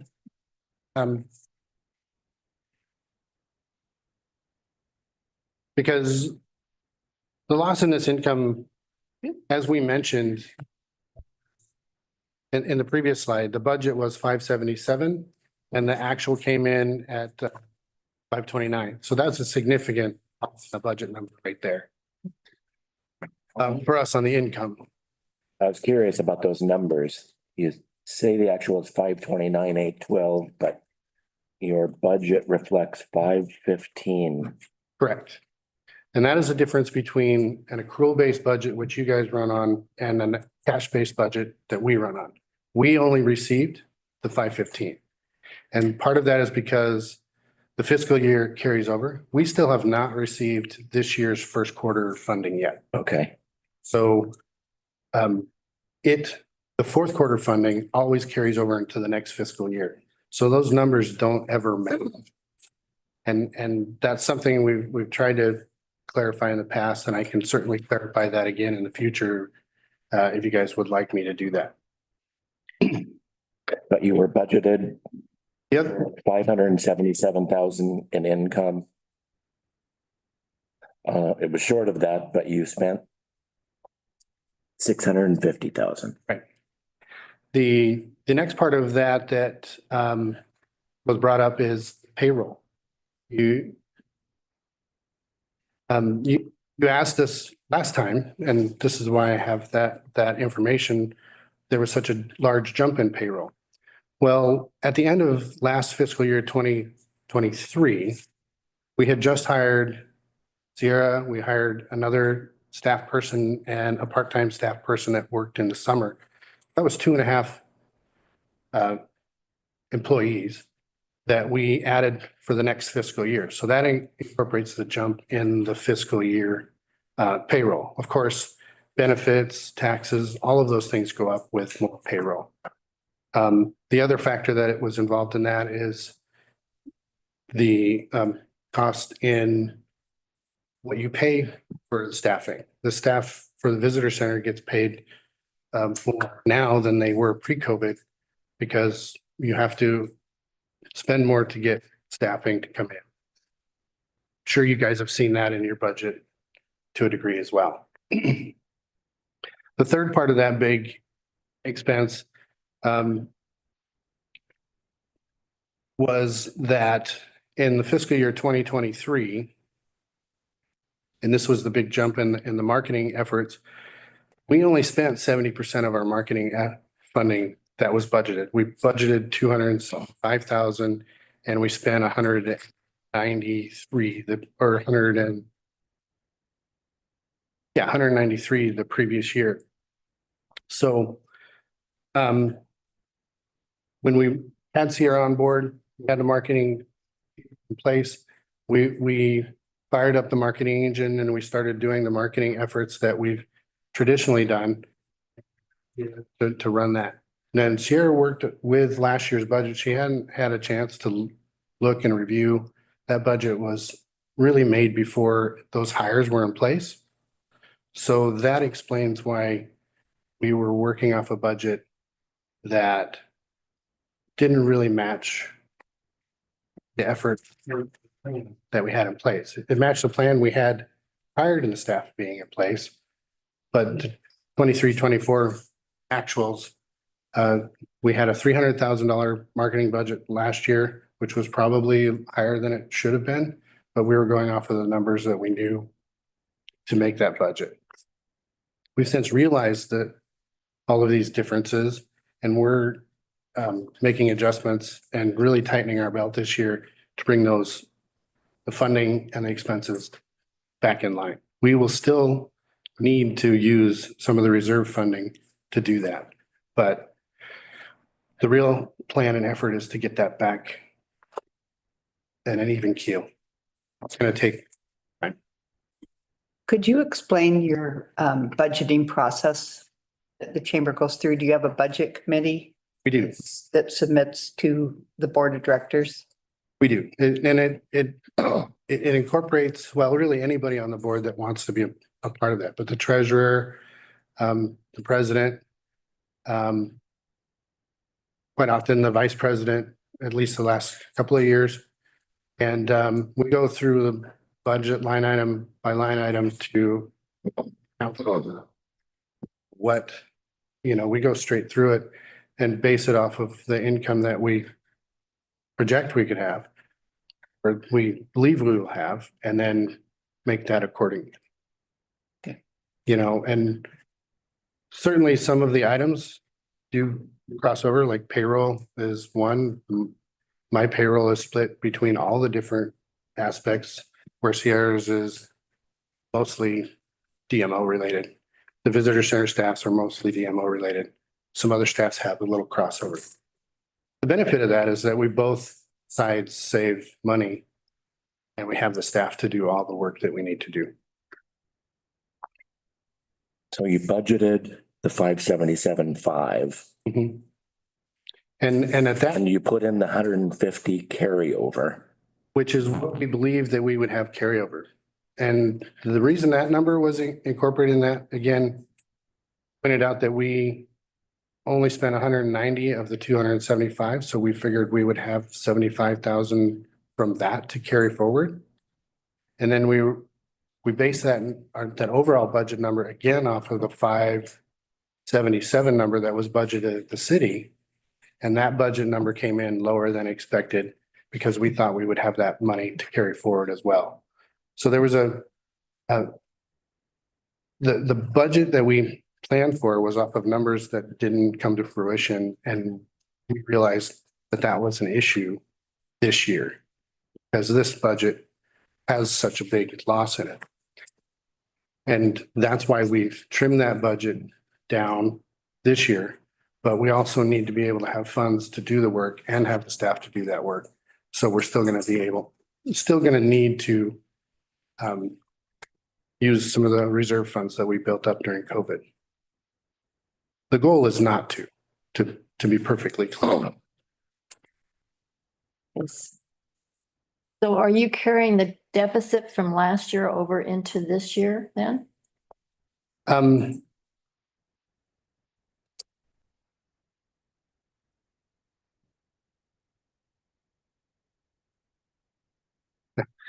This is an accounting question that I don't have the right answer to, but it's something that I need to sort out with the board, the accountant, and do. We're doing a review of all of our financial structure and how we process things. Going through this budget process and the questions you guys have asked have really led us to dive into that and get the real answers, because I know I'm not providing you the answers that you want, and our board wants to ensure that those answers are answered correctly. And so we're really doing the review of that. A perfect example of that was the credit card fees from last year that were so astronomical. Well, once that was pointed out to us, we went back to the bank and like, why is this? It took some time and we still haven't finalized that. But we had 3 different merchant accounts on 3 different banks that were getting posted to an account in our line item that included the DMO, which it shouldn't have. So that was mistake number one. It shouldn't have been in the DMO budget at all. The second mistake was at the banking level, that those were merchant accounts we didn't even use anymore. So they just needed to be closed and gotten rid of. We've since worked with the bank to resolve all those issues, but it's still in the budget. So, or in the actuals, and we'll have to make an adjustment for that as we forward. But my concern was addressing the problem so that we could do it correctly going forward. You have I go back to this, it bothers me because I remember the history of the chamber 10, 15 years ago when it almost went bankrupt within 6 weeks of about to close. And I'm looking at this $134,000, what it looks like $134,000 deficit. And you say you're going to make up for it in reserves, but according to this, you have 94,000 in reserves. So let me explain how that works. When we went through the negotiation process, there was a full audit of our accounting. And at that point, everything was in one account. And the auditing firm said, that's not a really good way to do it. They looked through, didn't find anything inappropriate, but it was like, they want them split up. So at that point, what we did is we went to the bank. And at that point, there was 2 banks in town. And then we banked at US Bank. So we put the public funds account at Columbia Bank, which then of course left town and moved to Seaside. But we separated all that funding because we felt that the best way to account for that was to have not only the funding in separate accounts, but in separate banks. Now that we only have one bank in town, we're reviewing that process too to see what makes the most sense and protect that. When we went through COVID, we built up that reserve to a pretty substantial number. And that went over the FDIC protection of $250,000. And the board at that point went, that's too much money to leave in a bank. If something happens, it's not protected. So then we went to what is called the sweep account, where the bank takes anything over a certain amount, moves it to around to different banks to make sure it's under FDIC protection. We still have access to it. We can use it as we need, but that money is then protected under the FDIC federal protection. So if anything happened, we would still have that funding. We felt it most important to protect those funds. And we still have that in place today. So saying that, what we have is in the chamber operations account, a DMO portion of that fund. Those are the funds we use to pay for everything that we do on a quarterly basis. At the end of the quarter, we reimburse those funds back to a level that they began. So that fund will always be refilled with what we spent. And that comes from the Columbia Bank account, well, not Columbia anymore, it's Umpqua Bank, to the US Bank for the expenditures. So you still have the two separate banking? Okay. We're reviewing that again to see what makes the most sense. So in our operating budget currently is 107,200 some change. In the Umpqua Bank, there's a total of $283,980. And that funding is in an operating account, checking account at the Umpqua Bank. And we top that off at 200. Everything over 200 goes into the sweep account, which we have labeled the reserve account. So you see the 94,212 in the reserve account. That is what is actually in the sweep account and has been moved out of the bank account. We currently have 189,760 in the actual checking account. So there's still the 283,000 some dollars in the overall reserve. So say that again, how much? 283,900. So is that the money then you're using to make up for that deficit? The 283?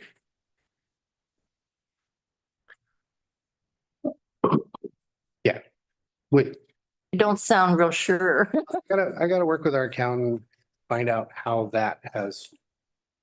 Certainly, we had to pay bills, did that, and I want to have that explained to the board so we all know and are all on the same page. It just seems to me that if this is the final budget for 23-24 that we're looking at, you should be showing that in the budget, and it should show a balance of 0 or whatever, or a plus. I mean, you not only have a deficit of 134,000, you had anticipated a surplus of 17,000. So you're not really at 134, you're at 151.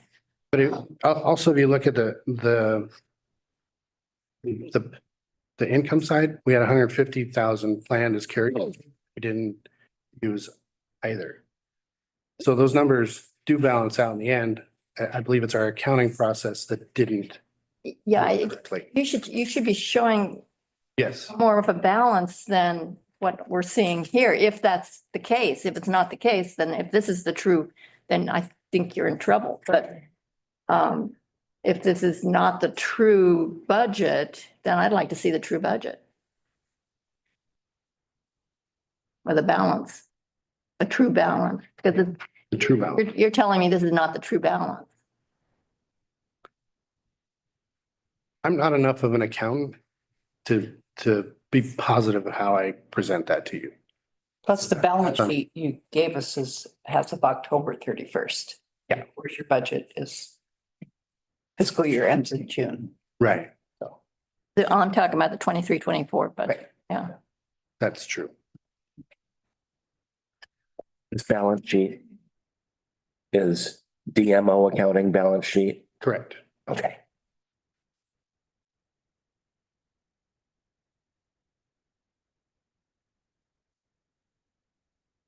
And I'm sorry if you answered this, and I think I heard you talking about it, and it may have been asked before, but the bank service charges. Yes, those were not supposed to be in the DMO. There is a service charge for the sweep account, but it is much smaller and it was a different line item than the larger one. Well, even Okay. so, it's 5,000 something according. That's the one that is not. It was more like a couple $100. So this should be chamber budget, not DMO budget. Those funds specifically, that one line item should be, yes. You know, I guess for me, I'm not an accountant by any stretch of the imagination. And I look at this and it seems like every single thing we have to ask a question about. And oh, well, that's not supposed to be here, or well, that's supposed to be there. Or what is your real reserve? Well, you give us a balance sheet. It says one thing, but then you're telling us verbally it's something else. This doesn't work for me. I mean, I can't tell what's going on unless there's questions asked about every single item on here practically. I mean, and I think that this has to be user-friendly for anybody in the community to read, to understand it, and without asking a million questions about each single line item. And I don't understand and why that is. Why is it so difficult, or what is the problem here? Because there is a problem, at least for me understanding it.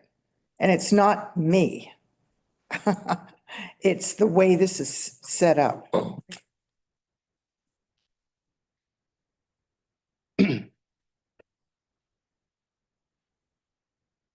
Just taking the reserve account as an example. Here, this is a balance sheet we get, and it says 94,000 and something. And then you're telling us that actually the reserve has 283 and something. I just don't. How would we know that unless we asked you a question about every single thing? The numbers I've given you do match with that. 94 is the reserve account and the operations account, all in the same bank. In the public funds account totals the 283. I'm Those two numbers added together. Yeah. Okay, so then the reserve is the 283. Both accounts. Okay. I guess, I don't know how else you could do it, but it would seem to me it'd be so much better if there didn't have to be a question about every single thing, that it was actually readable, by the average person reading it, rather than having to have, an accountant to understand it or a bookkeeper to understand it. And I'm not even sure you understand it. You said I do understand it. Questions. I'm not clear on how to explain it. And these reports we actually pull from QuickBooks. So that's the accounting system used for this system. I don't know, there's just got to be a better way to present it. I mean, I'm just, so that, Well, I'm happy to present it in a format that works for you guys. But when we did this previously in presentations, I've tried to give you what you've asked for. And we've gone through a few iterations of how to do that, which led to more questions and more questions. yeah, So I'm trying to standardize this report so that it is understandable and readable. And that's why we went with the QuickBooks reports as they come from the QuickBooks accounting system, so that they would be consistent, standard, and follow actual protocol. So I'm, if this doesn't work, I'm happy to find the solution that does, but we're gonna have to work together on what that is. yeah, I guess so, because I mean, the city budget is way more understandable to me than this is, and it's a much bigger budget, and it's much more complicated. And yet I can look at that and understand it. This I can't. Can I give an example? For instance, again, I keep going back to that 134,000. But somehow we have to, if you're gonna use the 283,980 to supplement that $134,000 deficit, I'd like to see that in the one overall budget. Instead of getting a piece of paper at the last minute saying, oh, we have 283,000 in a public fund. This is the end of the year statement, then that needs to be shown how that money is supplementing that $134,000 deficit. And then what your actual income is for the year. This budget that you're showing us here does not show that at all. So we're looking at $134,000 deficit. I agree. And I understand. And I know I'm not explaining it in the best way possible, but I can assure you that the board takes this very seriously. We take it very seriously as staff. We're gonna make sure that it's appropriate. I'm confident if there was a full audit of this, they would find no misappropriation of that, even though it's not being presented in a way that's clear. Yeah, I'd like to know the bottom line, what's the bottom line, period. Yeah, it's not a matter of assuming that there's some misappropriation at all. It's a matter of having it presented in a way that's more cohesive and understandable. So is your accountant local? In Seaside. I mean, maybe having that person here at the meeting would help. Yeah. Because, they're the ones that they're in the business of reporting it. That's one of the reasons I asked you how your budget committee works and that kind of thing. Yep. One thing that I know, I'm on the Coaster Theater Board, and our director has worked with our accountant for many months saying, look, I need to have a budget that I can understand and that I can present to the board. And they've tried all kinds of ways of doing that. And he's finally come to a point, and the board has finally come to a point where we can take a look at the budget and say, okay, now we know where we are and where we are to date and where we were last year and so forth. So maybe you need to talk to your accountant and ask them to present a format that is much more understandable, and we know where where you are to date and where you were last year and where reserves fit in and so forth. It's probably different for every organization, but I know we've gone through that same the theater board. And we're going through that now. The board knows that this is certainly, it's come up enough times that they realize it's not being presented well. I take that on myself. I'm trying to make sure that I know what's happening and knowledgeable, and I spent a lot of time researching the whys and whats of the way things happen, but I'm not an accountant, so I don't know why when we have 150 planned carry forward that had no funds carried forward in the actual, and then have a deficit at the bottom that is less than that. Somehow that should have worked out or been accounted for, but it wasn't. Well, it was because you add the 17,000 that you expected to have in profit, and then you add the $134,000 in deficit, that comes out to 151,000. Yeah, yeah.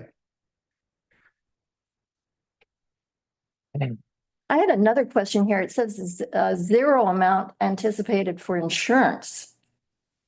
Do you not have insurance? We do have insurance. That was part of the negotiation process on utilities insurance were left out. I don't understand that. It was part of the discussion process when we began the contract. But this is your overall budget, okay? Because I paid. Yeah, that's taken on by the chambers.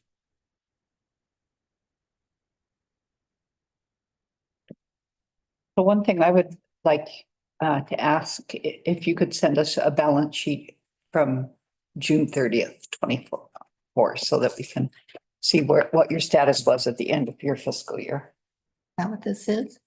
No, this was the October. Again, I noticed that I didn't include it, so I pulled it. Right. The report to have for you guys. If you could just send that, I would appreciate it. Any other budget? I just don't even want to go there. Well, that's not a good feeling for me. And I'm sorry that it's confusing. And I really hope that we can get that clear for you guys. I do appreciate the other parts of the report that talk about what percentage of marketing you're doing and where you're going and where that is. That's much clearer than it's been in the past. Do appreciate that. Let's carry on.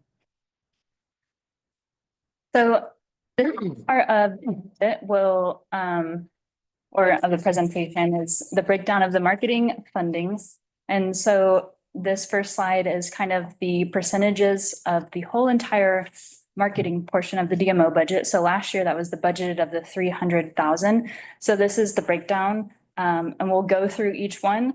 Previously in the budget that we presented, it was partnerships at top, and then there was digital, there was some earned media, paid media, marketing services, other, and then I did include a little bit of the reserves that falls into under this category, but that was to start the destination stewardship process with David. So of the partnerships, this was 12.5% of the $300,000. So like at the bottom, we'll have the totals of what that percentage is, and then the percentage, and this is out of the 300,000 that we budgeted for marketing last year. And these numbers are based on the actual that we came out to 271. So the overall budget number was 300,000. We came out to 271. And so all these numbers and the percentages are the actual of the 271. So these are just what's in that category and some of the projects that we've been working on.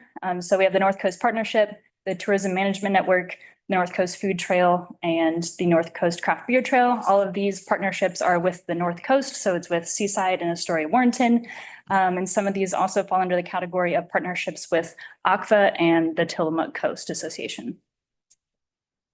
This next slide shows some of the examples of these projects. So the North Coast Partnership itself is OregonsNorthCoast.com. So that is to promote the whole entire North Coast. Itineraries, what you can do, features the beer trail, and then the North Coast Food Trail videos that are produced in the partnership with the Tillamook Coast Association. Since Tillamook is considered part of the North Coast Food Trail starts in Tillamook and goes up to Astoria. We had 2 features this year, Sea Level and Public Coast, and just kind of their process on how they make their items. And so it lives on the Tillamook Coast YouTube. And we're working with the video agency to talk about how we can use those videos and use them on social media so that we can tell the story of our small business owners on our channels. And then the North Coast Food Trail website. This next category is digital. So that was 25.8% of the marketing budget. And a lot of this is our website and online presence. So cannonbeach.org. So that was the website itself. the search engine optimization, which is a service that is provided or that we used through the website company. That is a service that in the new budget you won't see because it's one that we took out that I brought in-house. So we could save because our budget for this coming year is a little slimmer than the one we're using last year.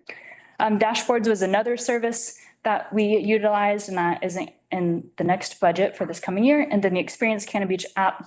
And last year, we switched app platform. So we're currently in the middle of developing out that app, and it's still a little bit in process as we're looking on how we can identify and build some stewardship, kind of like gamifying opportunities, whether that's with beach cleanup or doing some of the trails that are around town to encourage people to walk around town, hopefully to begin the process of some of the issues that we're seeing now. But we'll talk about that in the next part at the first quarter report. Some examples of the digital, the website, thecanonbeach.org, Experience Cannon Beach as a desktop view, and then just a snapshot of just SEO of Google. Our earned media, so this is 8% of our budget, or 0.8% of our budget, excuse me. We didn't use a lot in this budget. This is an area where I have really kind of reinvented in a way, if you will, to where there was a conference that was into this budget and I attended last year, met a lot of great writers. And then there's also part of this budget that was for what a fam tour is used for in traditional methods is to bring somebody to town to have an experience. They write a story about it, take some pictures, and they go pitch it to a publication. Now, understanding what our community needs and hearing a lot of the info sessions of when people have been talking at some of the council meetings and also at the listening sessions with David, that's something that I am moving towards. If we want a piece written about Cannon Beach, I want to own that piece and be able to share it with our partners and for us to be able to promote it versus right now bringing people into town to then go pitch it and talk about Cannon Beach in a print or editorial way. Not saying that we don't get picked up in editorials, but it's not a focus of our budget last year or this coming year. This next category is paid media. That was 27.9% of the marketing budget. This is where we have some publications, event sponsorships, regional media, the Datify campaign, and social ads. A key thing that I want to point out in this slide, and in this category, and then in the next slide. At our last presentation, we went over the Datify campaign with y'all, and I believed I pulled the results through June from when we had presented. And you guys asked to see those ads, and you also asked to see specifically what it was in the off-season campaign. So it was from November through, I believe, April 30th. And so we'll see those results in the next slide.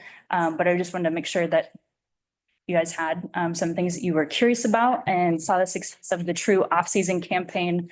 Because into June, we still track for a few months to see if the folks who are delivered the ads, if we see them show up in market. But again, just taking a sample of the true ad runtime, that was the report from that. So this is the breakdown. So on the left, you'll see some of the ads. So these are just static ads that are delivered on the website through apps. These were created by Birdie Media.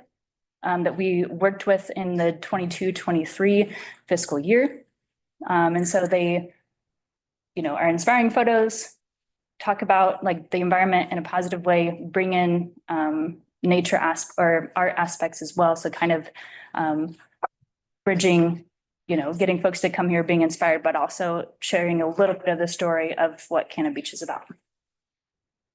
And on the right side, those are the results of the campaign. So this was our Datify dashboard. So we can see the economic impact to the county, to Cannon Beach, what those room nights were. And again, this is from November 21st through March 30th.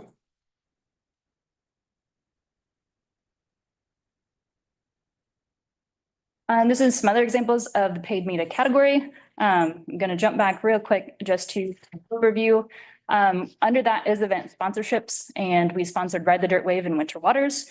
Winter Waters was a seaweed festival or seaweed and seafood culinary festival that presented last year. Let's ride the dirt wave. Yeah, so Ride the Dirt Wave, it's a 2-day mountain bike event that takes place at Calucci Creek, which is 2 miles, east of like the junction. And so it brings folks in town. It's kind of just an enduro style race, which means they're only timed from the start line to the finish. Sometimes like races, you're timed going up, but enduro is only timed going down. And so that is to promote trails on the coast. It's a 3-part series. We kick it off. Last year was the 2nd year. This year will be the 3rd. It also takes place down in Coos Bay at the Whiskey Run Trails and then in Newport at the Big Creek Trails. And when is it held? First weekend in June. Because they have to time it with like the rainy season to make sure that the trails. So last year there was a rainstorm that happened Saturday night and the race is on Sunday. And so it was kind of a mud fest. So I had heard a little bit. So you'll see the Ride the Dirt Wave, that's the little logo, that's a screenshot of like their website, and then also a participant, and that's actually a local participant that I think was pretty cool.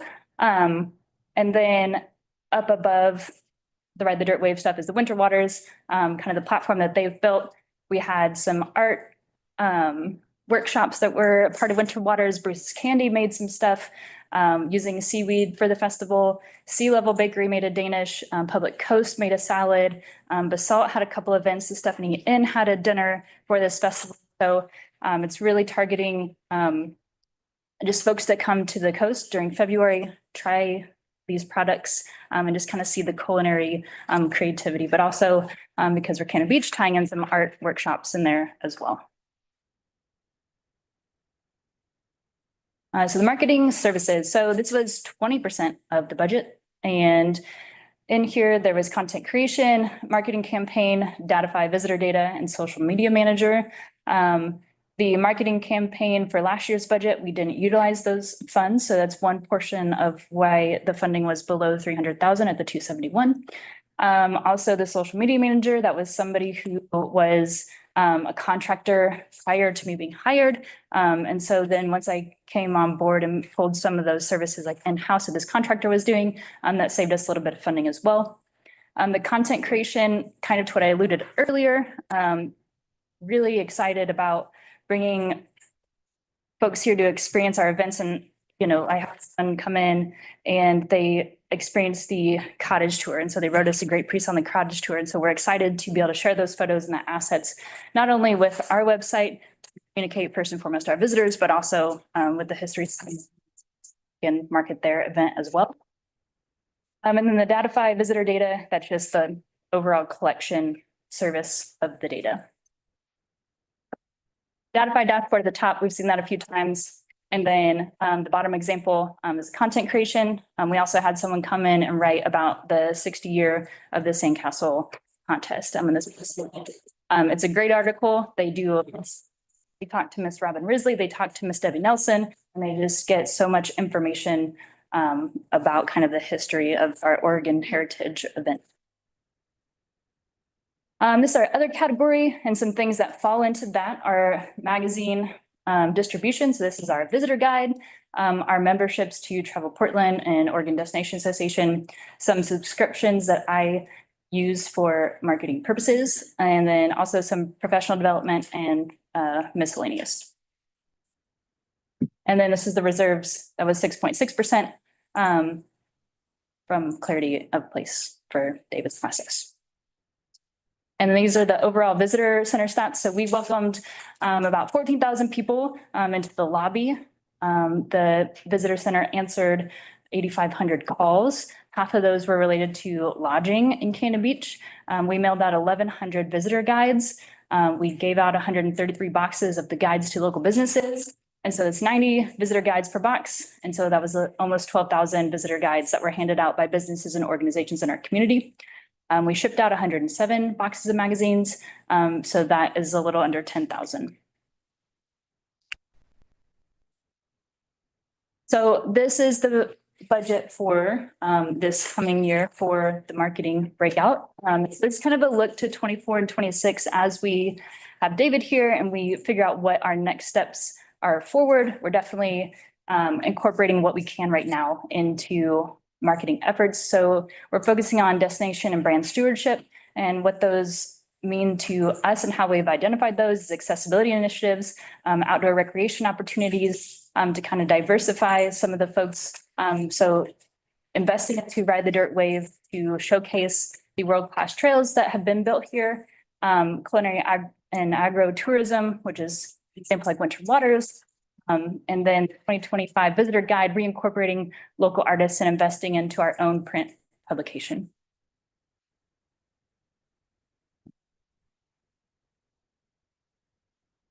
So the breakdown of this year's funding, our total budget, or the overall DMO budget for this year that we're going off is 503.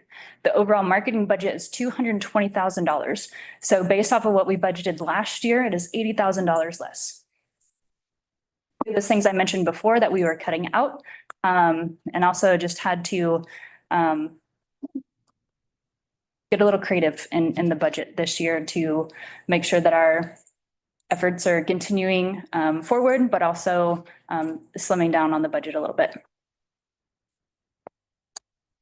So our partnerships at 330,000, and these are actuals, these are budget numbers since we're still kind of in the process of the year, and these partnerships rolling out.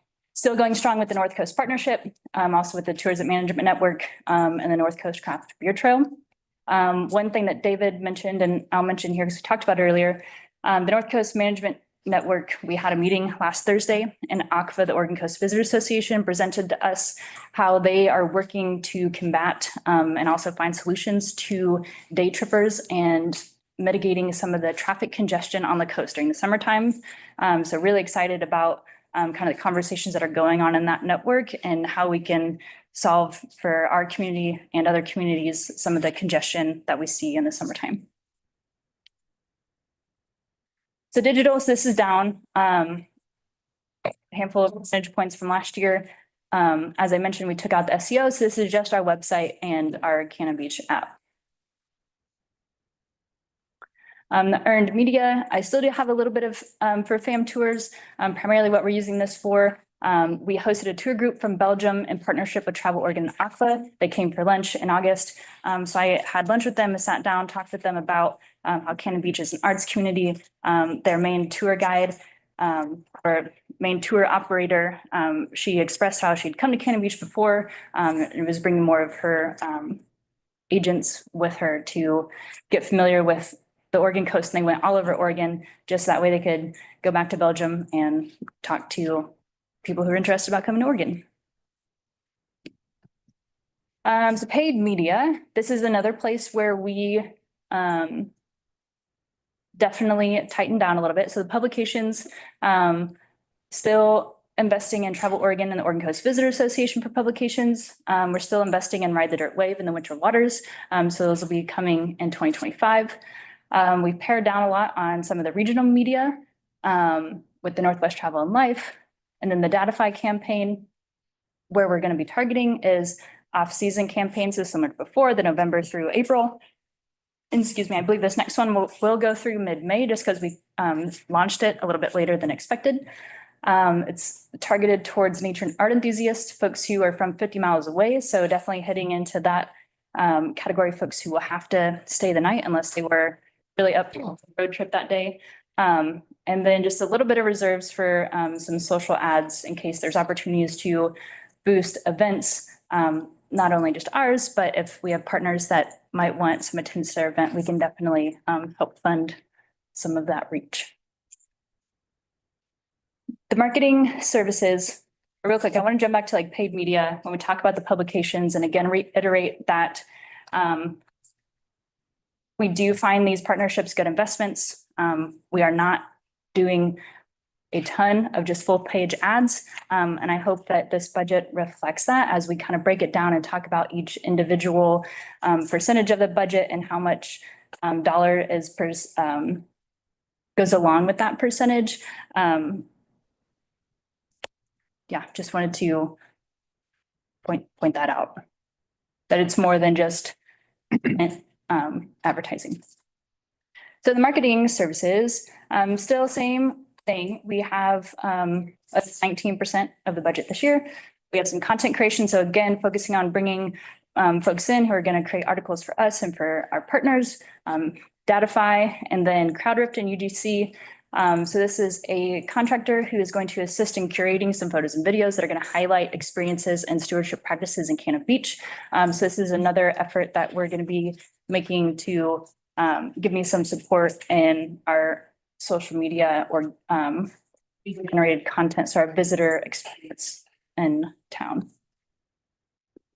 So our other marketing budget, or other category in the budget, this is 11%. This has gone up a little bit from last year, primarily because when I mentioned we are investing into the visitor guide for this year, we're investing a couple $1,000s to add a few extra pages to be able to highlight our local artists. I came across some visitor guides from the 80s and 90s, early 2000s, where there was just art that was published in the middle of the magazine. This wasn't associated with the gallery. It wasn't, I'm not sure what the selection process was. I was very inspired by that and really just wanting to produce something that our community continues to be proud of. So I had a call for art out that is ended and selections will be made next week. They're going to be blind selections. And it was just a call for art for anybody that is a local artist to send us what they've made. I guess it could be anything all the way from sculptures to photos to paintings, and they'll be selected and just kind of showcased in the visitor guide to really emphasize that when folks request our visitor guides and get them, that we are an arts town, and that's what they should be expecting and excited about when they come. How many responses did you get?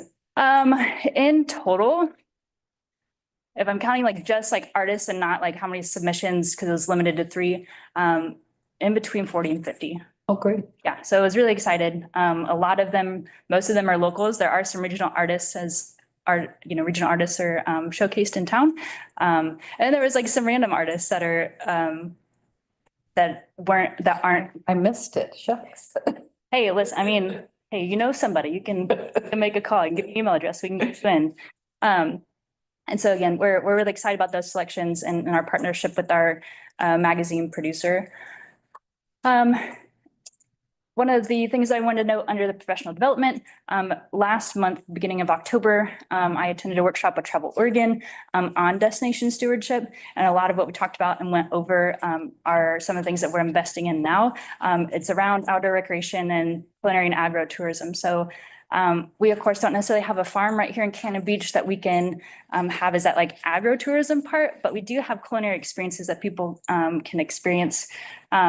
So the Winter Waters Seafood Festival checks that box. And then the Ride the Dirt Wave also kind of checks that box as we observe more opportunities to invest in. One of the definitions from Travel Oregon, destination stewardship falls under some of those categories. So I was stoked to hear that from them and that we're already, again, investing in our community and some opportunities that reflect that. And the reserves a little bit, again, to have David here and be with us through this process. Some of the outside funding projects that I wanted to highlight real quick that's not coming from the marketing budget, our accessibility task force. We launched this task force, I believe, in March or April of last year. And this is a community monthly meeting where anyone's invited to come and show up and have this discussion with us on how we can be better and be more welcoming to folks in the accessibility and disabled community. And so right now we have folks who, besides Chamber of Commerce staff members, we have some of our board members that attend. Kelly from HRAP attends and is definitely very, she's such an asset to that conversation. We have folks from ACFA that come, from CERT, DART, Martin North Hospitality, TAC, then also the fire department. And some of the current projects that we're working on, mostly funded by ACVA, Wheel the World. I think we presented it one of the last times, but it's kind of a search engine for folks that have accessibility needs. They are familiar with this platform. They go on and research. They kind of select the things that they need to feel comfortable and be able to operate inside a hotel room or an experience or a place. And it'll be able to curate for them the things that they can participate in with, again, kind of the filters of what they need. So we had a few hotels that were in that, and then also a lot of businesses, restaurants. Again, so if someone who's a wheelchair user or has any sort of accessibility needs, when they're thinking about coming to Cannon Beach, they can use this platform and really make the decisions for themselves on what they can and can't do ahead of time. So we're really excited about that. Another thing that we're looking into is Moby Mats. This is in direct partnership with the city, primarily through Kelly. And I know Kelly has been having lots of conversations with Bruce and with Karen and the staff on how we can make this work and bring Moby Mats to Cannon Beach. And we're currently in the process of working out the state parks permit. And that's going to be funded by ACWA. And then the beach wheelchair program, that's something that Kelly is working on with HRAP and with the city, but from the accessibility task force standpoint, that's something we're in full support of and there to help in any way that we can. Has the funding been received from? Yeah, so Wheel the World was paid for when it launched, and then the Moby Mats, the funding, or ACWA will purchase them directly once the state park permit is approved. Okay. And that's something that's what's in review that we're waiting on. Yeah. So in the performances of this first quarter, so that was kind of the overview, or not kind of, that was the overview of the budget for this year. This is the quarter one performances of Instagram, Facebook, website, visitor, and information center. So this is a screenshot of our Instagram from July through September versus March. This is a conversation that we had on showing our social stats a little bit better. So I pulled this directly from Instagram. As you can see, sometimes during the summer and in the off season, or in the summer, it like peaks a lot, just I mean, that's just kind of the nature of social media. One of the things that I did do is I slowed off our pacing just a tad, again, to not try to emphasize and attract direct day trippers. It was just kind of a little mini experiment that I ran to see how even just backing off a day, if that affected day trippers or not. And so what I'm gonna be able to do with this data is sit it next to our Datify and kind of observe what the travel patterns are and make an educated guess if our social media presence on that made a tremendous direct impact or not. So these are some examples of a top performing post. It was a reel, it was a video from a cool viewpoint. And then I also wanted to highlight some of the top performing stewardship posts and then a low performing stewardship post. So I think we discussed that last time as well, as a photo of the elk and how is a stewardship message, but it didn't perform well. And sometimes that's just the nature of social media. We, I think, discussed a little bit of how if it's more informational, again, maybe it's just not served as much. So that's an ideal, the high performing stewardship post is kind of like an ideal opportunity, but then also in the next one, you'll see in like the Facebook, the high performing stewardship post performed well, or even better. The lower performing stewardship post, I made a little video about the beach cleanup that the city does, or I believe that, yeah, that CERT does with Solve, and even tried to have the haystack in there and have, you know, some of the stewardship messaging right on the screen. And again, it just didn't perform as well as some of our other posts. I don't know why, but we can just observe that trying to keep our key features that do get a lot of attention, also with some stewardship messaging and encouraging people to be involved in our community, specifically around beach cleanup.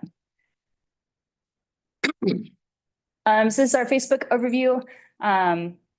Again, just down a little bit off of impressions and reach. And again, this can be for lots of reasons.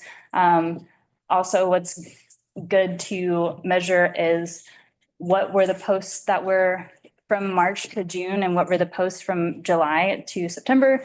We can factor in that we had spring unveiling in the previous quarter, then we also had sandcastle contests that definitely boosts some of the engagement, as well as slowed a little bit of the summer posting, again, to kind of just observe the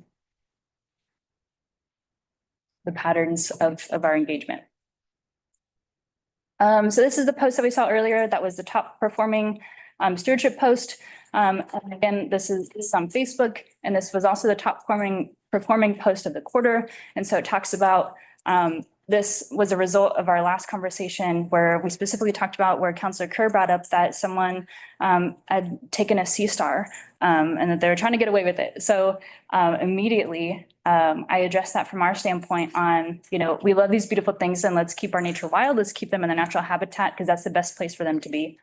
So I was very excited that our top performing post of the first quarter was also a stewardship message. It didn't go viral or anything, but I definitely think that that's a win and an ideal post from our efforts. This is our just quarter one. This is taken from Google Analytics, so just how many people are visiting our website. And we can just kind of see again where some of the spikes would be, where they're at from the previous quarter. Yeah,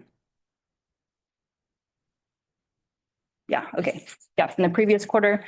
Sorry, I read the top part wrong, but from quarter four, 23-24 versus quarter one of 24-25. Again, factoring what opportunities were in there, what we were talking about.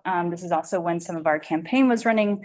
So again, lots of factors that contribute into the performance, but overall trending well. But as expected, as you see, the dark blue line trails off a little bit towards the right side of the graph because that's end of September when folks aren't traveling as much and we start to truly see the turn of summer into second summer, where it slows down just a little bit.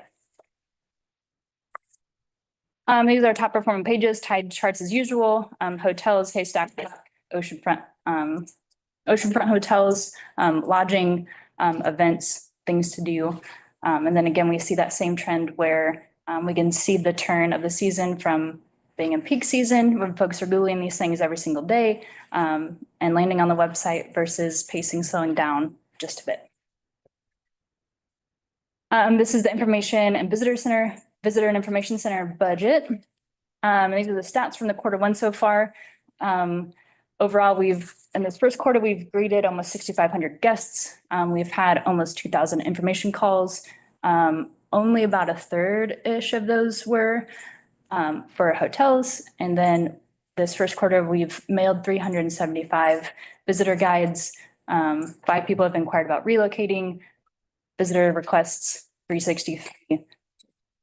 46 magazines were picked up from the visitor center and then magazine boxes that were shipped from the visitor center. And some of these numbers are a little bit smaller than the overall that we saw previously because as we're wrapping up kind of the last year's, if you will, visitor's guide and getting ready to launch the new one, we'll definitely see a lot more of those requests pick up as the year turns over. Thank you. What questions do you guys have? If you may have any questions. Anyone have any questions? I don't. Thank you. Yeah, thanks. How did this layout work for you guys in terms of seeing some of the marketing examples and the pie chart and kind of the budget down below and the percentages? That was beneficial. Now that helped. I think it's a lot for a quarterly report. Yeah. Well, that's because we've been here for 2.5 hours. That could be it. Yeah, sure. And that was also the presentation of this next year's budget, and we hadn't done that yet since we didn't have a September meeting. So I know this was kind of a lot for a quarterly report. But so just throwing in that little caveat that It was very understandable. Thank you. Well, thank you. Okay.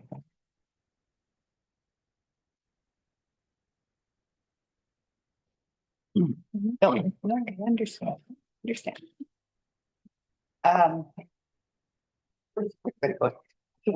take a 5 minutes. Let's take a 5 minutes. Okay. Are we ready?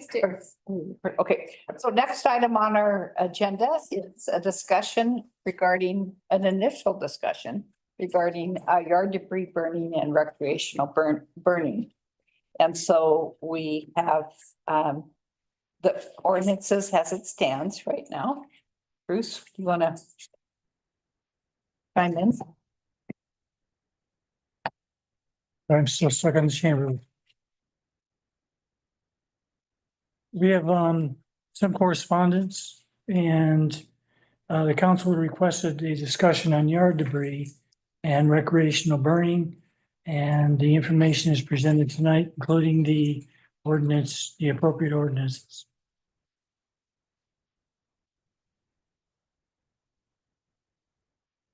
Any questions or anything? Who would like to It start? looks like, the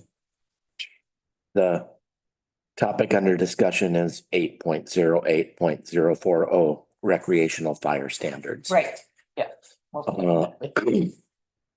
And yeah, I don't see anything in there that other than kind of safety things restricts I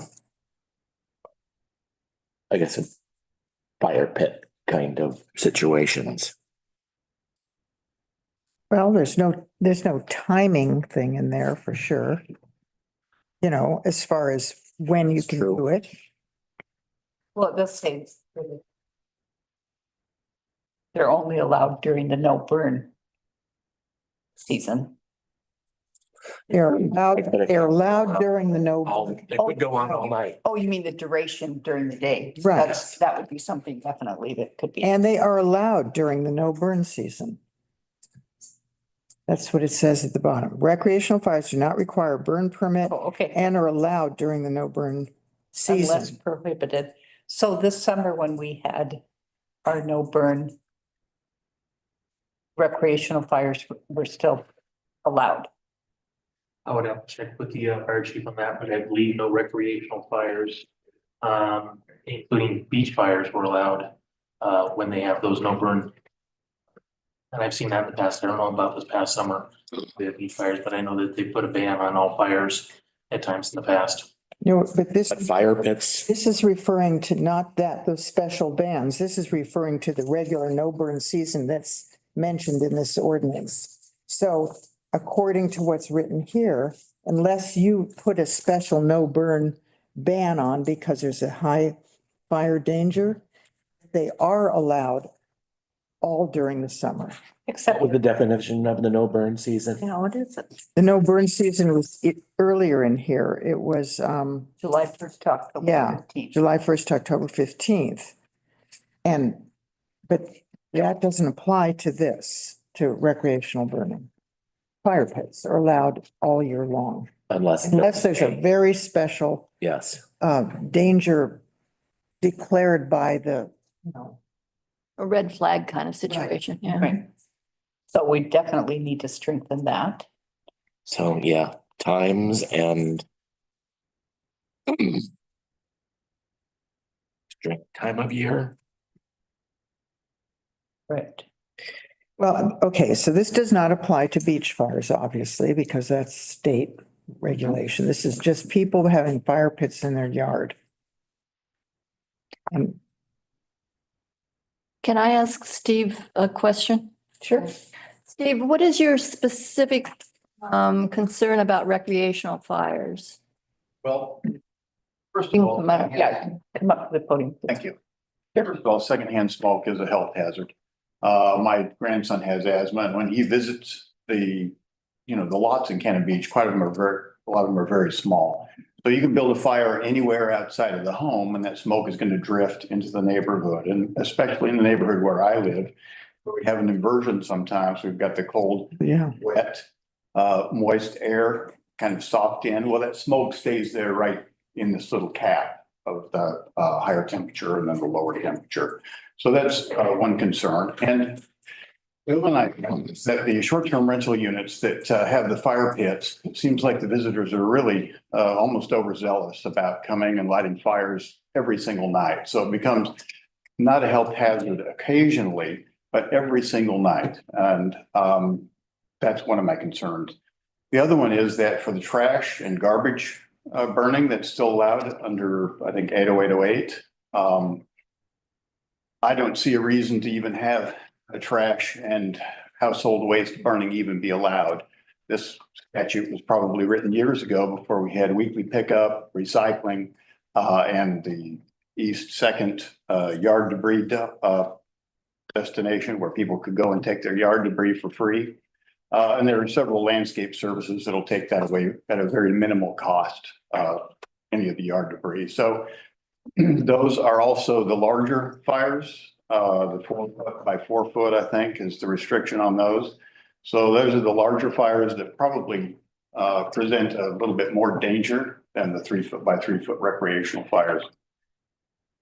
For the short-term rental units and for the other recreational fires, my idea might be one of permitting. And I think that we can come up with a very easy permit solution, and that is we have just the permit is not to gain money or anything. It's just to create a opportunity to give information to the person who's burning the fire, to educate the public, to educate the short-term rental people and anybody else who wants to build a fire on the beach or anything. It'd just be a trifold with a number on it, and it can be sold or even given out for free, depending on what the council decides here, to any of the visitors, but they must have a permit to do it. And that permit just provides us the opportunity to educate the fire burning, the recreational fire people. Now, if we did charge a nominal fee, say $10 for the permit, the city can sell those permits, trifold with a number on it.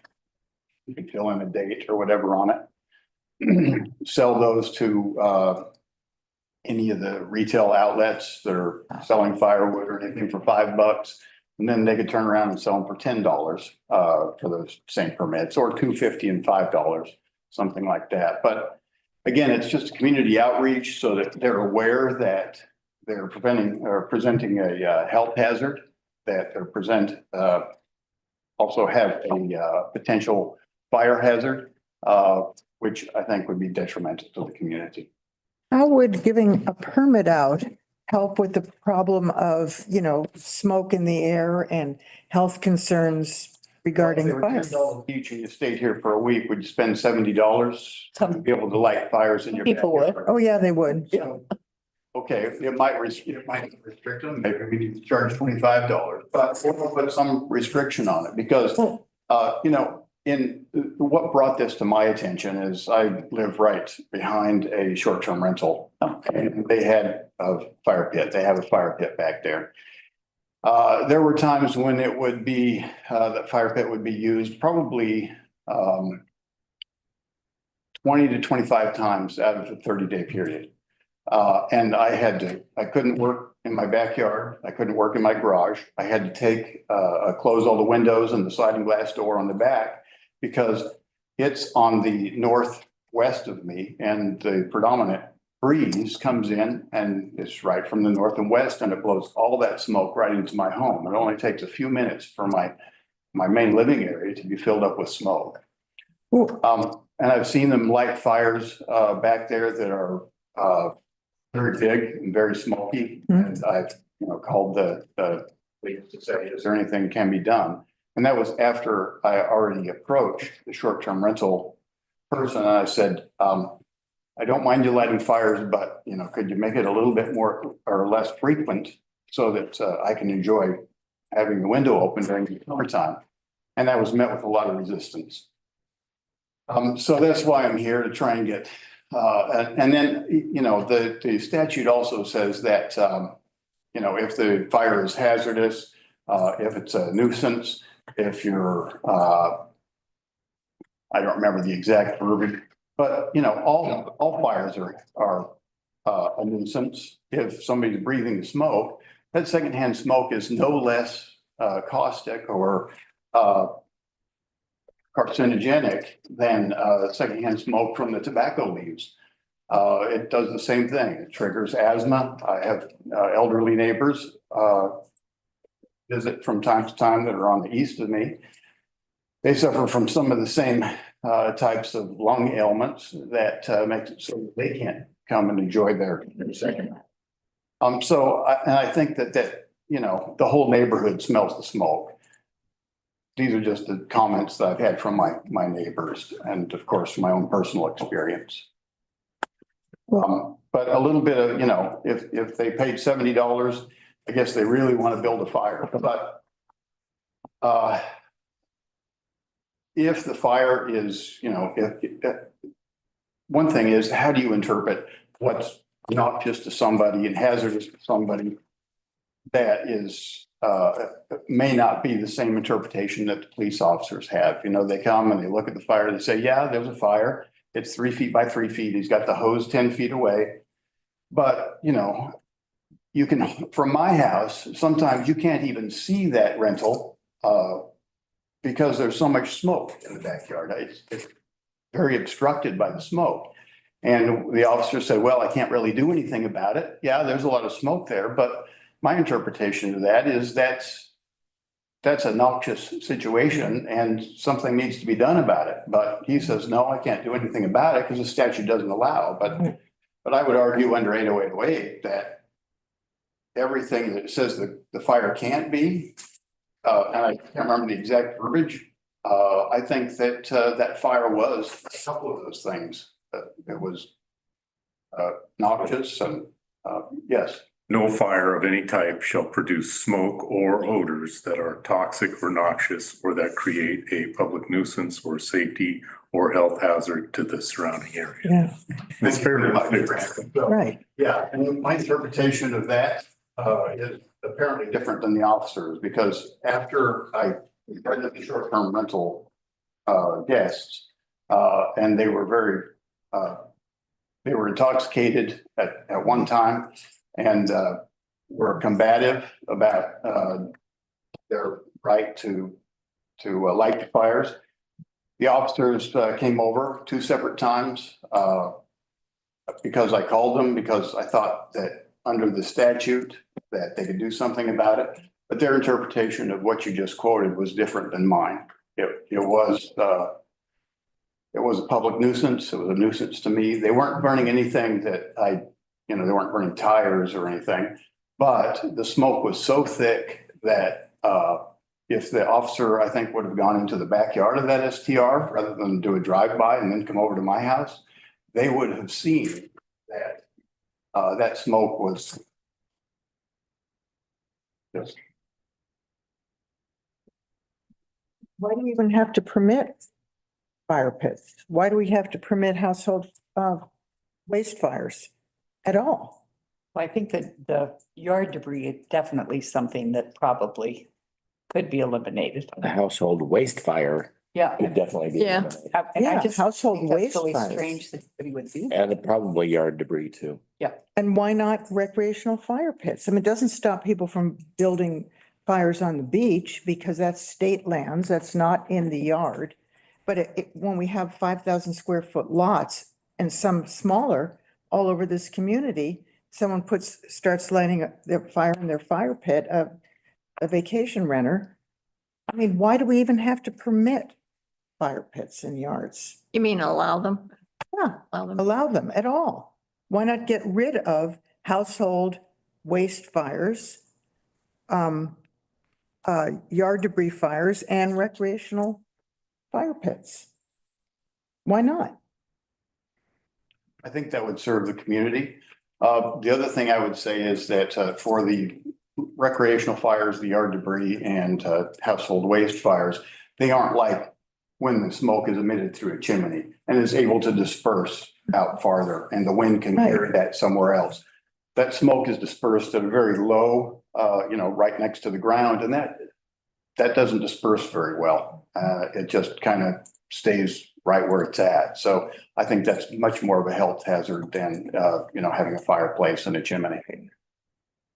But I see hesitation. I'm just wondering, what is the hesitation Well, about fire pits? I mean, this is our initial discussion, and I think we need to hear from the short-term property management. Maybe do a little bit of research as to what other beach communities have those not allowed. My first presentation was to the short-term rental task force several months ago. I think it was probably even maybe about a year ago, something. At least a year. Yeah, that committee's Yeah, no longer. and Lisa was on Yeah. that task force. Yeah. And the sentiment then by them was that they didn't want to have to restrict it simply for the short-term rentals. Now, the reason I went to the short-term rental task force first is because I was finding that the folks that were making these fires, most of the time, say 80-90% of the time, were the short-term rental people that were coming in. And like I said, they become really anxious to want to light their fires in the backyard, and on small lots. So that's where I thought the problem might exist. And so maybe just eliminating the short-term rental unit fire pits, and they can go on the beach and make their fires, which creates maybe other problems, but nevertheless, it does solve the problem where the smoke is not dispersed very well, because on the beach, even though you can smell it from time to time coming off the beach, it's much more thoroughly dispersed with a fire on the beach than it is with a fire on some of these postage stamp sized lots that we have. And, but I'm not opposed to eliminating all the recreational fires. There are propane fire pits that are much cheaper than buying wood all the time that can be utilized. They're recreational fires. I think that's an excellent solution, is to get, $300 or $400 propane fire table or fire pit. And it's a lot cleaner for the environment. It doesn't pose the risks of embers floating up into the trees during the dry season or during any season when fire might be an issue. And it would be, decimating to this community to have a fire run through here. And we're not inoculated from that. We have the same kind of trees as California, many of the California and Washington cities have, and many cities have been decimated by that. And I think it's more of a threat than tsunami. And tsunami, of course, we take very seriously, and I think we should do the same, the recreational fires.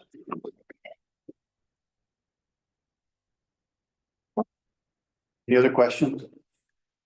Thank you. I really appreciate your time. Thank you very much. Thank you. So, I think some of these moves are obvious, and yeah. I think some of them we need to look at a little closer. Well, it's interesting, when we prohibited fireworks, if we were one of the only local jurisdictions to do that at all. And, there was sort of like, oh, we're going to stop fireworks and people won't come here 4th of July, et cetera. Well, that didn't turn out to be true, number one. And number two, a lot of other jurisdictions followed our lead. We were a leader in that area. We could also be a leader in this, especially now that, there's more and more drought and there's more and more issues with towns burning to the ground. I just don't understand why the priorities of a short-term rental unit to want to have fun with a fire pit would be higher than the safety and the health of people who live here. To me, that just makes no sense whatsoever. Well, I have no concept as to how many how many of our residents have fire pits. I have one. I have one. Oh. I haven't used it in a year or two. I haven't ever used it. Would you be so unhappy to give it up? Or as Steve says, a propane or some other type of Right. device that, rather than the, I don't know about roasted marshmallows over the propane, but Roast marshmallows on the beach. I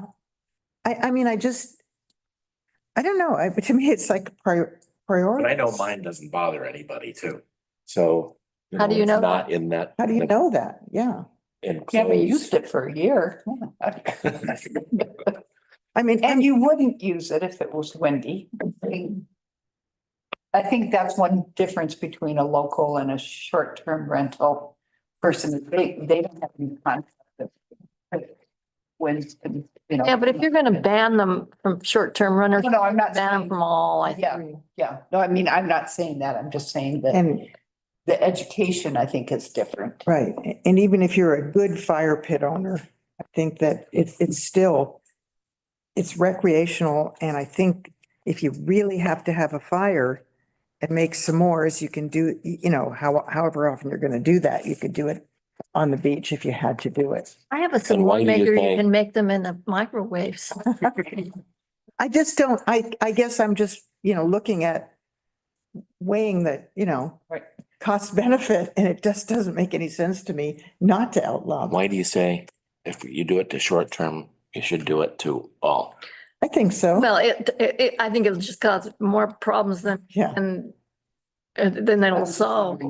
If legally we can. Yeah, do I don't- that's another thing too, discrimination. I mean, because part of the problem obviously is short-term rental. You got someone in there all the time, every night, and I use mine once a year. Yeah. So I think we have some consensus on household fires and yard debris.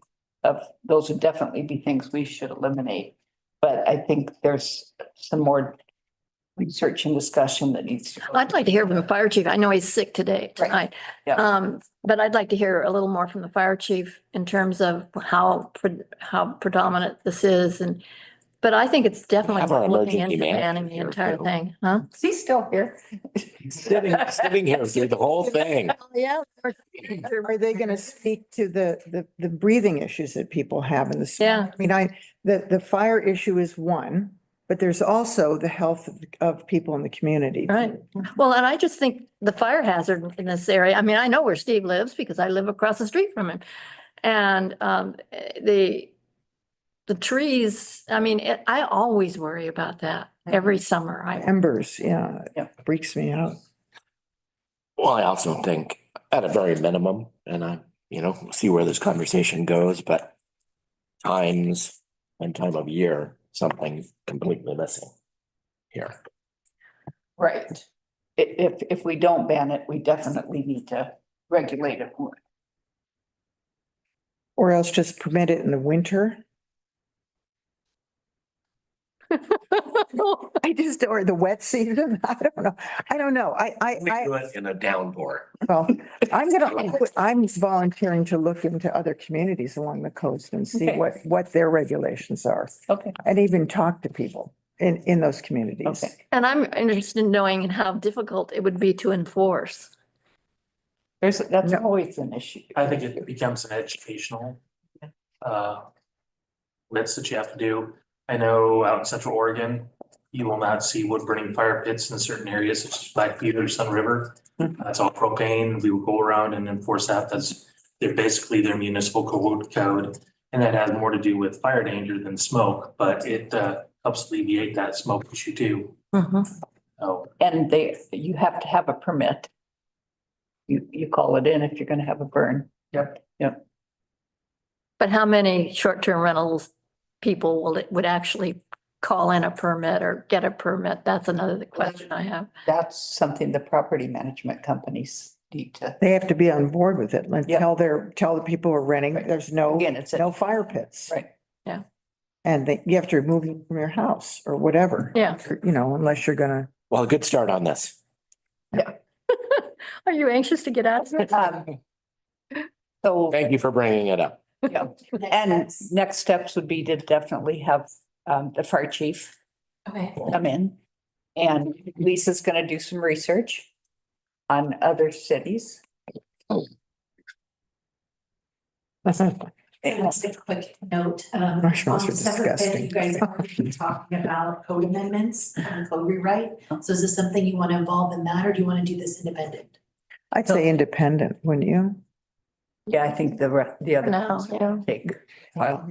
Yeah. Yeah, those are gonna go on forever, Pile on. forever. Yes. Want me to put it on the December 10th work session? That'd be great Yeah. if the chief's available. Okay. Ready to go on? To gas leaf blowers.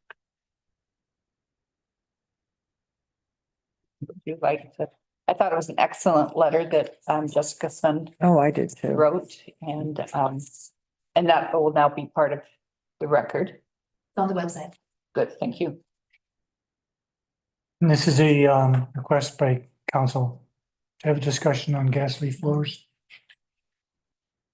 And you have the Yeah. so it's just spoken with, you have the information from the sun. Well, I have two comments on them. They are incredibly loud and they stink. They smell terrible and they're so loud. And you know, I think Portland is just, in the process, they're going through discussions about outlawing them because they use them all over the place there too. There's a lot of And they're cities that are. so obnoxious, you know, hire a high school kid to come rake your lawn. You know, I mean. But just to be clear though, electric ones are okay. Yeah, the electric ones are not nearly, Well, they don't smell. And they're not that loud either. Battery. Yeah. I know when I talked to Jessica about this last summer, she said that she didn't mind the electric ones because they weren't as loud as gas.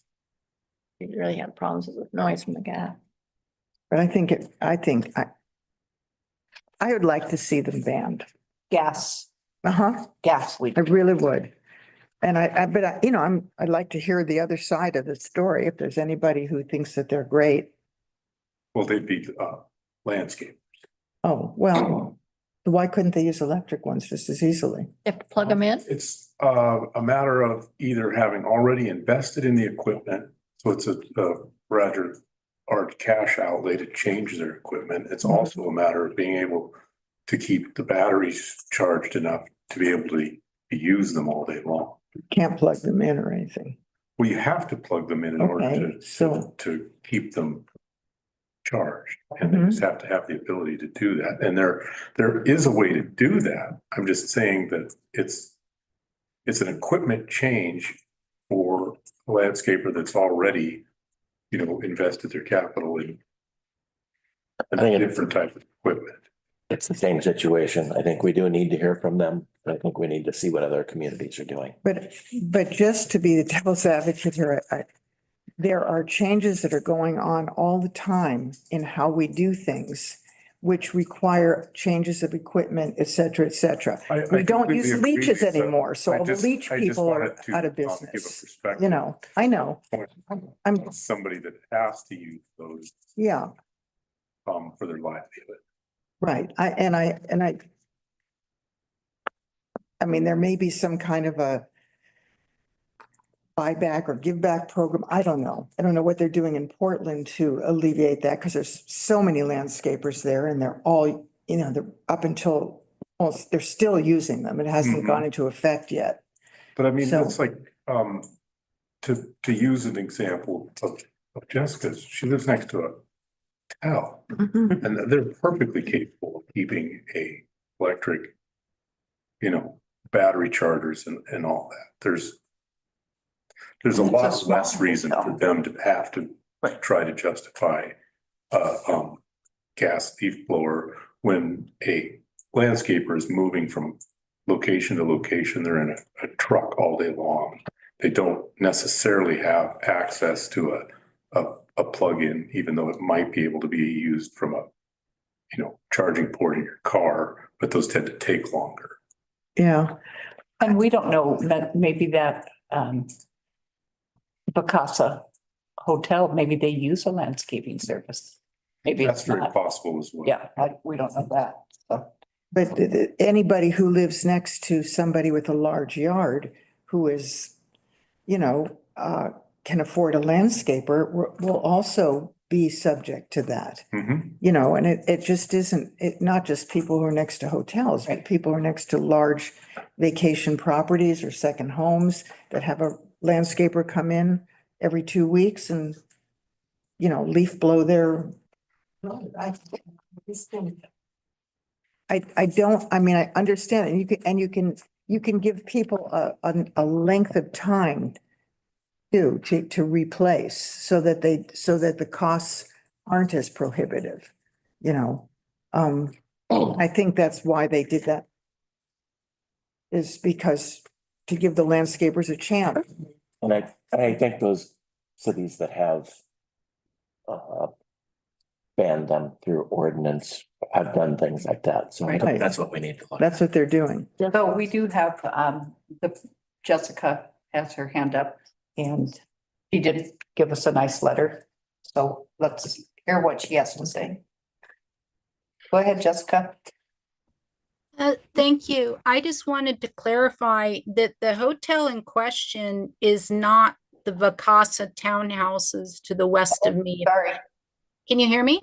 Yes, yeah, Okay. sorry, I just make that assumption. Oh, no, and I want to be clear because actually this is kind of in the lines of the fire, the gentleman was talking about the fire pits. I don't have anyone all the buildings around me are either, it's a hotel, the townhouses, vacation rental, or vacation home. No one there, I'm in my own little bubble here by myself. So I'm surrounded by all of these, landscapers who come on to these properties. Now, the one that I've had issue with is the Inn at Cannon Beach across from their parking lot is right across Adams. And I actually approached them a couple of times, and we had an agreement that they have an electric leaf blower. They use it. And in fact, they said, oh, well, we'll just use the electric one when we're near your place, and we'll use the gas one over by Jefferson Street because nobody lives there unless they complain. And it actually worked out. And then it started up again because there's one person there, and I won't go into that, but I went over there. Someone called the owner, and then the police came over, and I was served with papers. And I can no longer go over there, not that I have a reason to, but that really upset me because I was trying to work it out with my so-called neighbors. Now, and that's what you do in a community. And now the CASA, the Gaddis's 3 units, Steve and Pam Gaddis, Steve uses a rechargeable electric blower, and we can have a conversation while he has it on because I pick his brain a lot, and it's closer to me than the other one. So it's the other one that's causing the issue. And, it's the same kind of thing with the smoke from the fire. I don't understand why the needs of people who park in the parking area, why their needs are more important than mine. If I have to leave my house, or the gentleman has to close his windows because of the smoke, because of people who are visiting here. And the thing is, it's an easy fix. Just use the electric one. Yeah. This is much easier than fire pits. And I'll put my hand down. Thank you. Thank you, Jessica. Okay. So do we want to put this on that same work session? And who would you like to come and speak? I definitely think we need to somehow notify the landscaping companies. I don't know how we go about doing that. Through the business licenses. Okay. Good suggestion. Let me give you an overview of what we have on December 10th. Oh, it sounds like one of those meetings. So I'm anticipating a resolution for the canvass of votes because the election should be certified on December 2nd or approximately. We do have an Airbnb discussion scheduled on that one with Tim. We are going to have Marcy come in and talk about Related's presentation about affordable housing, the RFP process. That's the company in Seaside. And discussing recreation, fire, and versus eval. Trees. I don't have anything on dark trees. This is a work session. Yes. Yeah. December 10th. It's a work session, Jan. It's not a. So that's the current agenda. That's your current agenda. Right. So that's fine to add it. Okay. Yeah. Everybody agree? So Jennifer, what is the date for the trees? I don't have, did planning commission make a recommendation to No, council? they haven't yet. Okay, there's nothing for trees Okay. then, because until planning makes a recommendation to council, it won't come to you guys. Unless you guys asked to do like the joint meeting or something. So planning commission's still working on it. Yeah. Right.